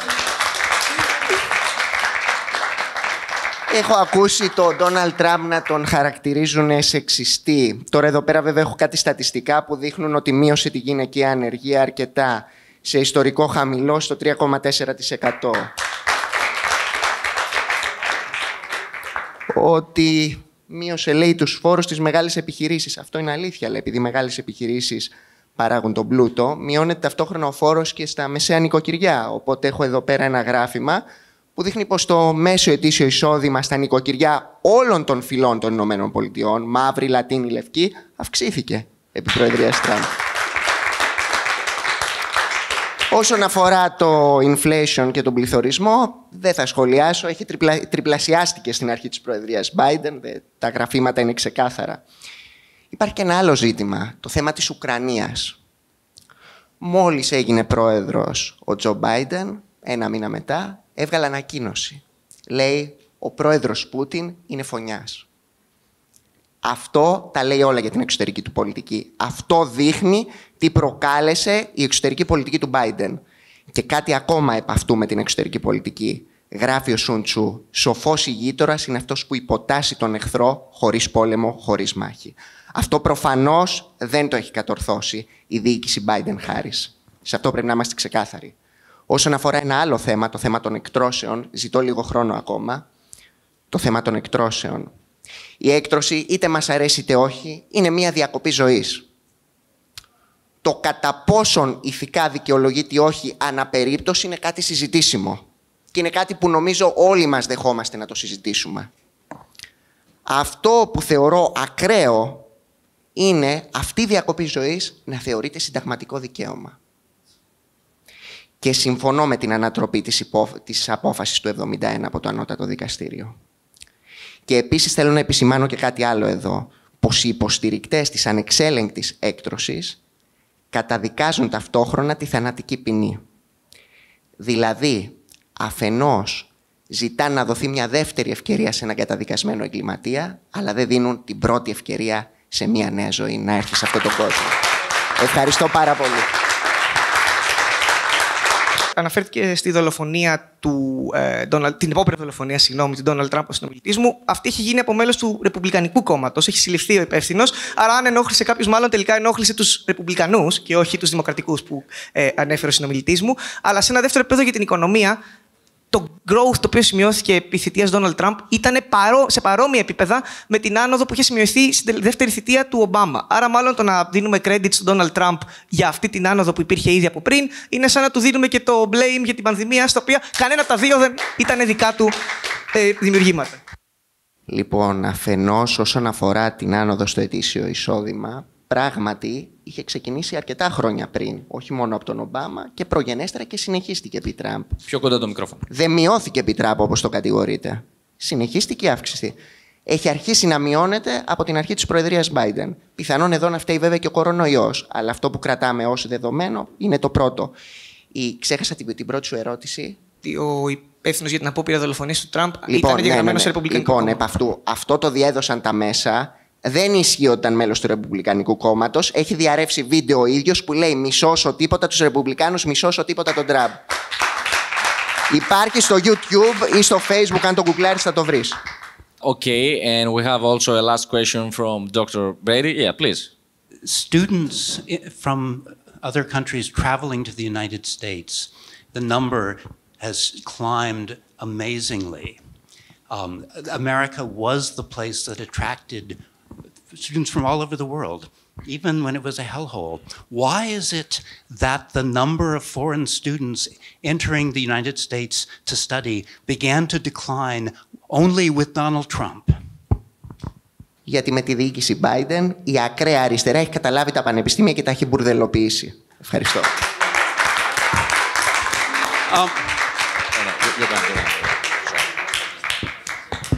Εμείς από το Debate House να πούμε ότι δεν συγχαίρουμε τέτοιους χαρακτηρισμούς και αν μπορείς να ανακαλέσεις τον τελευταίο χαρακτηρισμό. Ανακαλώ το χαρακτηρισμό μπουρδελοποίηση και τον τροποποιώ. Έχουν μετατρέψει τα πανεπιστήμια σε οίκους ανοχής. You did not answer my question. I'm sorry. Why under Trump did they decline? I'm sorry. Dr. Brady, sorry, you're out of order. But that is a deceptive answer which does not engage. This is a debate with rules and you have to respect it. Thank you very much. So, now, ας προχωρήσουμε με τον τελευταίο ομιλητή της ομάδας των Democrats, τον κύριο Δήμο Μπινετζή. Ένα χειροκρότημα.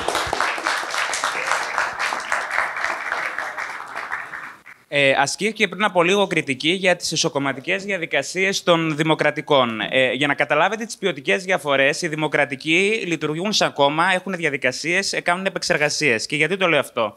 Αν πάρετε, μπείτε στην πλατφόρμα της ηλεκτρονικής, στο website των Δημοκρατικών, έχουν 92 σελίδες εκλογικό πρόγραμμα. Οι Ρεπουμπλικάνοι, ξέρετε πόσες έχουνε? Πείτε έναν αριθμό, μια εκτίμηση. 16. Νομίζω από αυτό από μόνο του δηλώνει τις διαφορές. Αυτές οι 16 σελίδες δεν είναι εκλογικό πρόγραμμα, είναι απλά έκθεση ιδεών με... Θέλω λίγο να, επειδή είναι το πρώτο σου statement, θέλω λίγο κάποια λεπτά προστασίας να ολοκληρώσω την δημοσκέψη και μετά θα δώσω ερωτήσεις. Λοιπόν, είναι 16 σελίδες έκθεσης ιδεών με ανεδαφικά πράγματα που δεν μπορούν να συμβούν ποτέ. Από την εξωτερική πολιτική, ότι τελειώνουν οι πόλεμοι σε μια μέρα, ότι θα γίνουν ιδηλιακά τοπία πόλεις που είναι σε πόλεμη ζώνη για δεκαετίες. Και πάει λέγοντας, για μια ανορθόδοξη οικονομική πολιτική που είναι κόντρα στην αμερικανική εξωστρέφεια από τους δασμούς, από τον ανταγωνισμό με την Κίνα, που αυτό το πράγμα έτσι πως θέλουν να το εφαρμόσουν και να το υλοποιήσουν δεν γίνεται, από την νομιμοποίηση των κρυπτονισμάτων, από παράλληλα θα νομιμοποιήσουν τα κρυπτονομίσματα, αλλά θα μειώσουν και τα επιτόκια στα στεγαστικά δάνεια. Δεν ξέρω σε ποια χώρα του δυτικού κόσμου θα νομιμοποιηθεί κρυπτονόμισμα και παράλληλα θα είναι ένα τραπεζικό σύστημα υγιές. Δεν ξέρω. Ωραία, παύσε εδώ πέρα. Εγώ δεν μίλησα για κριτική σε ισοκομματικές διαδικασίες. Μίλησα για την άρον-άρον αντικατάσταση ενός υποψηφίου, ο οποίος μέχρι πρότινος παρουσιάζονταν καλύτερος του Τραμπ, αλλά αντικαταστάθηκε μέσα σε μια νύχτα με ένα τηλέφωνο του Ομπάμα, όταν είδαμε ότι ο Τζο Μπάιντεν στο πρώτο debate, το οποίο γι' αυτόν τον λόγο διοργανώθηκε τόσο νωρίς, δεν μπορούσε ούτε λέξη να αρθρώσει. Θεωρείται ότι ένα κόμμα το οποίο διοικούσε την Αμερική επί μία τετραετία με αυτόν τον άνθρωπο ως πρόεδρο, ο οποίος προηγουμένως, όπως είπα, χαιρετούσε νεκρή γερουσιαστή του Κογκρέσο, μπορεί να κυβερνήσει την Αμερική, ενώ απέκρυπτε τόσο καιρό μαζί με τα μίντια την άνοια του Τζο Μπάιντεν αφενός. Αφετέρου, θεωρείται ότι τα κρυπτονομίσματα με το χώρο που έχουν στην αγορά δεν πρέπει να μπουν στο οικονομικό σύστημα. Δηλαδή, σε ποια λογική ζείτε όταν ο πλανήτης αυτή τη στιγμή κινείται με τέτοια ταχύτητα? Εσείς τι θα κάνετε? Θα αποτιμάτε ακόμα τις οικονομικές συναλλαγές στις τιμές του χρυσού? Προφανώς, μάλλον η Καμάλα Χάρις ήταν μια εξαιρετική επιλογή, γιατί αν δεν ήταν καλή επιλογή, δεν θα αρνιόταν ο Ντόναλντ Τραμπ δεύτερο debate μαζί της, φυσικά. Το αρνήθηκε πάντως. Άρα κάτι κάνανε καλά οι Δημοκρατικοί προφανώς στην επιλογή που έκαναν. Πρώτον. Δεύτερον, με το κομμάτι τώρα ικανότητας Προέδρου. Ο Τζον Μπάιντεν όλη αυτή την τετραετία παρέλαβε ένα οικονομικό, κοινωνικό χάος από τον Ντόναλντ Τραμπ. Υπενθυμίζω ότι είχαμε τους τελευταίους μήνες της Προεδρίας Τραμπ μία άρνηση καν ότι υπάρχει ο κορονοϊός, μία άρνηση ότι υπήρχε κλιματική αλλαγή, κακές διμερείς σχέσεις με μία σειρά χωρών και άνοιγμα σχέσεων με χώρες που δεν ουσιαστικά ωφελούσε σε τίποτα στην αμερικανική εξωτερική πολιτική. Τώρα, για το κομμάτι των κρυπτονισμάτων. Να πούμε κάτι. Έχετε ένα διαχρονικό ελάττωμα οι Ρεπουμπλικάνοι. Υπενθυμίζω το 2009, όταν ανέλαβε ο Μπάρακ Ομπάμα, οι τράπεζες ήταν και τότε αθωράκιστες. Η κρίση χρηματοπιστωτική από τις τράπεζες ξεκίνησε. Με λάθη που γίνανε. Τώρα βλέπουμε πάλι, θέλετε να μπούμε σε επικίνδυνα μονοπάτια. Δηλαδή, νομιμοποίηση στα κρυπτονομίσματα, δεν υπάρχει προετοιμασία για αυτό το πράγμα. Δεν υπάρχει άλλη χώρα του δυτικού κόσμου αυτή τη στιγμή που να έχει νομιμοποίηση. Δεν νομίζω ότι υπάρχει η Παγκόσμια Τράπεζα, η Ευρωπαϊκή Κεντρική Τράπεζα, η Αμερικανική Τράπεζα να είναι έτοιμη για νομιμοποίηση των κρυπτονομισμάτων. Και παράλληλα κάνετε εξαγγελίες για πράγματα που δεν γίνονται στον τραπεζικό τομέα. Πώς θα νομιμοποιηθούν τα κρυπτονομίσματα Δημό, και παράλληλα. Σε διακόπτω, έχουμε μία follow-up ερώτηση από τον κύριο Πιστόλα. Κλείνω. Και από την άλλη, πώς θα έχουμε μείωση των στεγαστικών δανείων, δηλαδή λεφτόδεντρα, νομίζω δεν υπάρχουν. Δύο πραγματάκια. Το δεύτερο debate το αποφεύγει όντως ο Ντόναλντ Τραμπ για ένα πολύ απλό λόγο.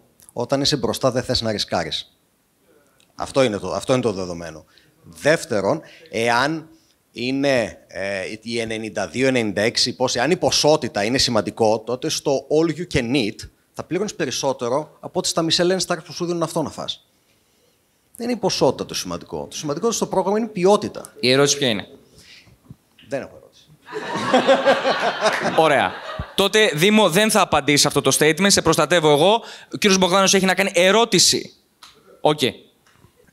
Δεν είναι επειδή είμαι μέλος του Ρεπουμπλικανικού κόμματος των Ηνωμένων Πολιτειών. Αλλά... Και στη θέση σας. Ξεφεύγετε, θέλετε να πηγαίνετε εκεί. Μάλιστα, κύριε. Μου θυμίζετε τον πρόεδρο της κοινοβουλευτικής ομάδας, στην οποία κάποτε συμμετείχα. Προεδρεύετε καλά. Σας ευχαριστώ. Ήταν και ταξιθέτης. Λοιπόν, όχι. Προσπαθούσε όλους να τους κρατήσει στη θέση που εκείνος ήθελε. Προχωράμε στο debate. Λοιπόν, δεν είναι επειδή είμαι μέλος του Αμερικανικού Ρεπουμπλικανικού κόμματος. Όμως, ειλικρινά, ο τελευταίος σταθμός, κατ' εμέ ένα από τα κορυφαία ποίηματα του Γιώργου Σεφέρη, είναι 3 σελίδες. Ένα βιβλίο το οποίο θα πάρετε και θα διαβάσετε στο λίγο πιο σύντομα. Το καλοκαίρι, είναι 400 σελίδες σαλιαρίσματα. Πιστεύετε πραγματικά ότι το δεύτερο, επειδή είναι μεγαλύτερο από το πρώτο, προκύπτει αξιολογικά ότι είναι και ποιοτικά ανώτερο? Η διακυβέρνηση της υπερδύναμης έχει τόσους πολλούς τομείς που σε μια δημοκρατία, όπως στις ΗΠΑ, πρέπει να εξηγείται από το Α μέχρι το Μέγα το τι θα κάνετε. Όταν υπάρχει μια εξασέλιδη προεκλογική πλατφόρμα με αερολογίες, αν μιλήσουμε για ποιοτικά χαρακτηριστικά που έχει σε περιεχόμενο, υπάρχει ζήτημα για τη δημοκρατία. Ναι, σαφέστατα.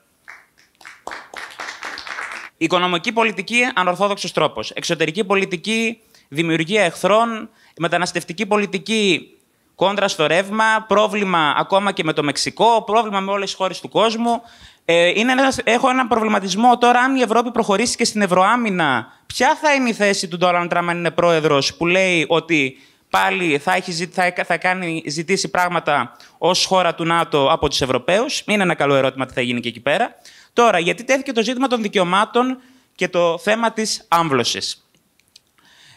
Νομίζω ότι τη woke κουλτούρα, παρότι την κατηγορείται μονίμως όλοι οι ρεπουμπλικάνοι και οι συντηρητικοί, κατά κάποιο τρόπο την έχετε νομιμοποιήσει και την έχετε φέρει στο προσκήνιο εσείς οι ίδιοι. Δημιουργείτε συνεχώς εχθρούς, δημιουργείτε συνεχώς προβληματικούς ανθρώπους που είναι εξαιρέσεις, που δεν μπορούν να συμπεριλαμβάνονται στην κοινωνία. Και εξηγούμε. Όταν ο ίδιος ο Οργανισμός Ηνωμένων Εθνών θεωρεί την άμβλωση δικαίωμα, όταν μία σειρά χωρών, εδώ και δεκαετίες, από τα μέσα του 20ου αιώνα, θεωρούν την άμβλωση νόμιμη και τη θεωρούν δικαίωμα, όταν υπάρχουν πλέον πολιτείες, και αναφέρομαι και στην Νόρθ Ντακότα συγκεκριμένα, που ο αρμόδιος κυβερνήτης επανέφερε το δικαίωμα στην άμβλωση, υπάρχουν και τέτοιες φωνές ευτυχώς, πώς είναι δυνατόν να λέτε για απαγόρευση της άμβλωσης? Και επειδή τεθήκανε και ζητήματα εγκληματικότητας, υπάρχουν και εκεί στατιστικές. Προκύπτουν εγκυμοσύνες και αποβιασμούς. Οι στατιστικές λένε ότι περίπου το 1/6 των Αμερικανών είδων γυναικών έχουν υποστεί σεξουαλική κακοποίηση. Και περίπου στατιστικά, και εκεί είναι μια εκτίμηση που δεν μπορούμε να κάνουμε τον ακριβή αριθμό, γιατί υπάρχουν και οι νόμιμες και οι παράνομες αμβλώσεις με το σύστημα που έχει γίνει, και προϋπήρχε αυτό και πριν την απαγόρευση, είναι περίπου γύρω στις 32, κάνουν εκτιμήσεις με 64.000 κάθε χρονιά. Θα έχουμε φαινόμενα γυναικών που έχουν υποστεί βιασμό και θα κρατάνε το παιδί τους κανονικά σαν να μην τρέχει τίποτα? Αυτό δεν είναι ρατσιστικό? Αυτό δεν είναι υποτιμητικό για τη γυναικεία ύπαρξη? Παράλληλα, δεν είναι φοντεματαλιστικός αναχρονισμός χριστιανικού τύπου όλο αυτό το πράγμα ότι απαγορεύεται μία γυναίκα να διαθέσει όπως θέλει το κορμί της? Τι συζητάμε τώρα? Και σύν της άλλης, γιατί οι Ρεπουμπλικάνοι στο κομμάτι κοινωνικής προστασίας διαχρονικά είχατε πολύ σοβαρές ελλείψεις, πώς μια γυναίκα από μονογονική οικογένεια, για παράδειγμα, θα καταφέρει να μεγαλώσει το παιδί της με αξιοπρεπή διαβίωση? Ωραία.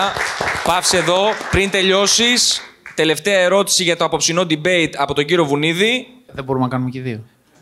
Να κάνουμε και δύο. Ωραία. Δέχεσαι και τις δύο.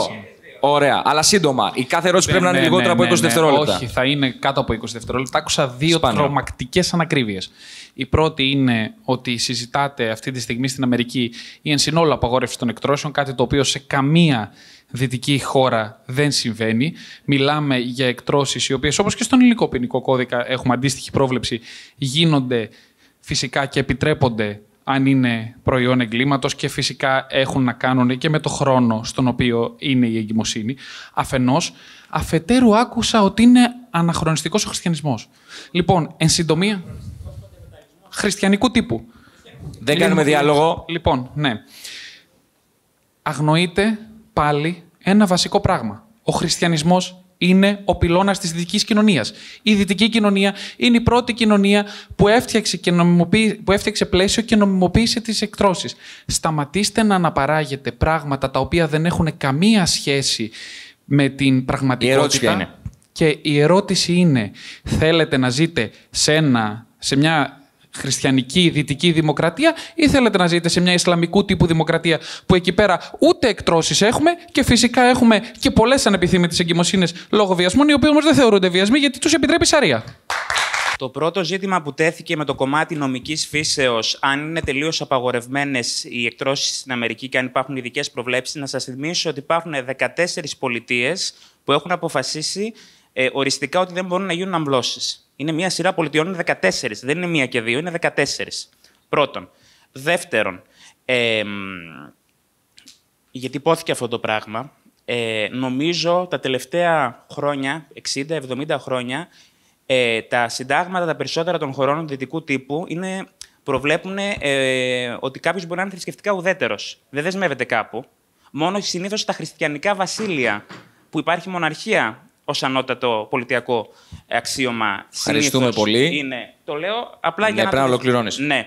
Ως προς το κομμάτι τώρα που τέθηκε, αν θα προτιμούσα να ζω σε μια χριστιανικού τύπου κοινωνία ή σε μια ισλαμικού τύπου κοινωνία, εγώ θα απάνταγα ότι θα προτιμούσα να ζω σε μια κοινωνία που θα αποδέχεται τους ανθρώπους, θα είναι δημοκρατική, θα περιλαμβάνονται όλα τα ανθρώπινα δικαιώματα, δεν θα καταστρατηγούνται πολιτικά, ατομικά και κοινωνικά δικαιώματα. Γιατί βλέπουμε, και το είδαμε αυτό την περίοδο της τετραετίας Τραμπ, πολλών ειδών δικαιώματα είχαμε καταστρατήγηση. Ευχαριστούμε πάρα πολύ. Πριν σηκωθούμε, θα ήθελα, είναι πάρα πολύ σημαντικό για το debate, να βραβεύσουμε πρώτα τη Dr. Cardaras για το όμορφο speech.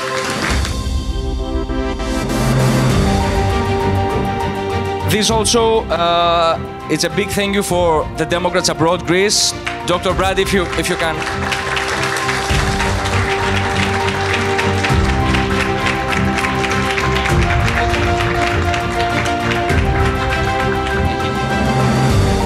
Thank you very much for your contribution.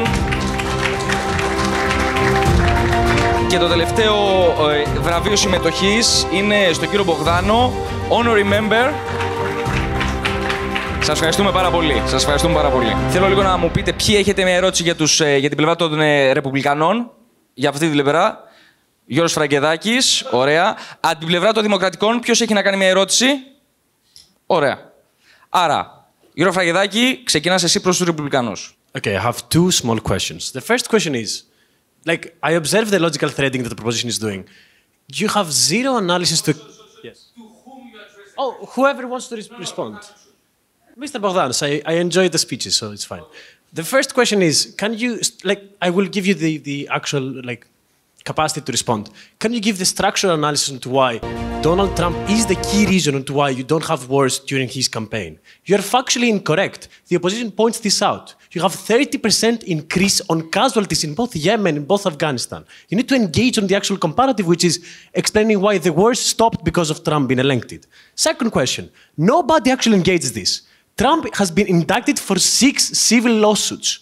He has been caught on the phone trying to steal off votes from the state of Georgia. He has been recorded on stealing when it comes to his company. Can you please engage why he's competent and he will not actually be as corrupted as he was during his campaign? Can you please engage on this topic?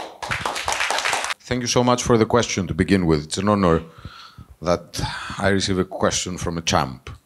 Now, when it comes to the first one, yes, of course, you need to go into the logic. You need to have a reasonable argument. You need to begin from the hypothesis to reach a statement that holds water. And the reply is very, very simple. You just pick up the phone and say, I don't want a war here, I don't want a war there. Actually, the whole approach to how they would retreat from Afghanistan was admirable. And if it had gone through, you would have had a very good result there. So yes, the first one is intervention. A superpower must intervene, and you need a president who has the character to pull his weight and bring results. Now, what was the second?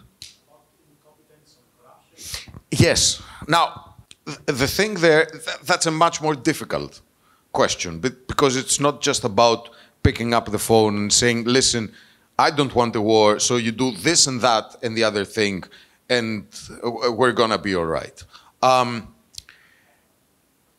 generally do not trust the government anymore. So the thing is, you have all those accusations that in some part, and now I speak my heart to you, and I might be wrong, I believe that they have been fabricated. So, but that's what I believe. And I also do not trust the voting system anymore. And I'm going to get at somewhere, I just need 10 seconds. So the thing is, one of the big problems that we have, one of the great handicaps, is that because of AI, because of fake news, both ways, we have lost our trust in the polity. So this, I think, is a very good point that you make, and I don't have a question which would get me on top, but thank you for bringing it up. But I'm not as educated as all of you guys, because I didn't go to university, I was a tennis player, so sorry if I make some mistakes in grammar or in English. I'll start with 5 seconds of criticism in Donald Trump, even though I'm a Republican. Yes, we lost the election, and it was a mistake of him saying we didn't. But I want to, because, and if America cannot host elections, then where does a democracy go, huh? After that, okay. So, Elon Musk, Joe Rogan, R.F. Kennedy, these were all Democrats. They believed in climate change, they believed in democracy, they believed in freedom. Now they're all openly supporting Donald Trump. Do you think that maybe somewhere, you've done some kind of a small mistake? Maybe people who don't agree with you are not racists, are not fascists, are not Nazis. Maybe they're wrong, maybe they're right. But calling all of us, every time we disagree, fascists, racists, sexists. So I look in the mirror, I don't see any sexist, I don't see any fascist. I have no problem with blacks, whites, Palestinians, Jews. I have a problem, gays. More women for us. Sorry. So I'm saying, did you Democrats do everything right? Because for sure, Republicans, we do not do everything correctly. But I think we need to unite. You are the United States of America. So I address the question to all of the speakers. You have to choose one. To the, sorry. To the leader of to the leader, okay, sorry, because I liked you as a person as you were speaking. Do you see any mistakes that the Biden administration and the Obama second-term administration did to move away many people from the political system. I will say that Americans, when they voted for Barack Obama as president, that was a transcendental moment that allowed Americans to think that the problems of 2 centuries with racism and other things had been solved. They then got tired of being virtuous and looked for someone a little more manly and vicious. What we can see now is Elon Musk and people like him realizing that the money is to be made in playing to people's fantasies. Donald Trump is an expert in that. They have joined forces with him to essentially create an American public that is not capable of supporting its own interests and will... No. All terrible mistakes have been made at many times. I would say the most important one is, to my mind, the most important one for me is that the United States did not engage as aggressively in the Middle East when there was still a chance of peace. And we have paid the price. We are paying the price for that now. We will pay the price for that for centuries. So we have uploaded in our Instagram page right now a story. You can go there, tap a link, please vote. 2 things. Which side do you believe that won this debate? And second of all, please vote the best speaker that you think that we have, okay? From all these 8 speakers.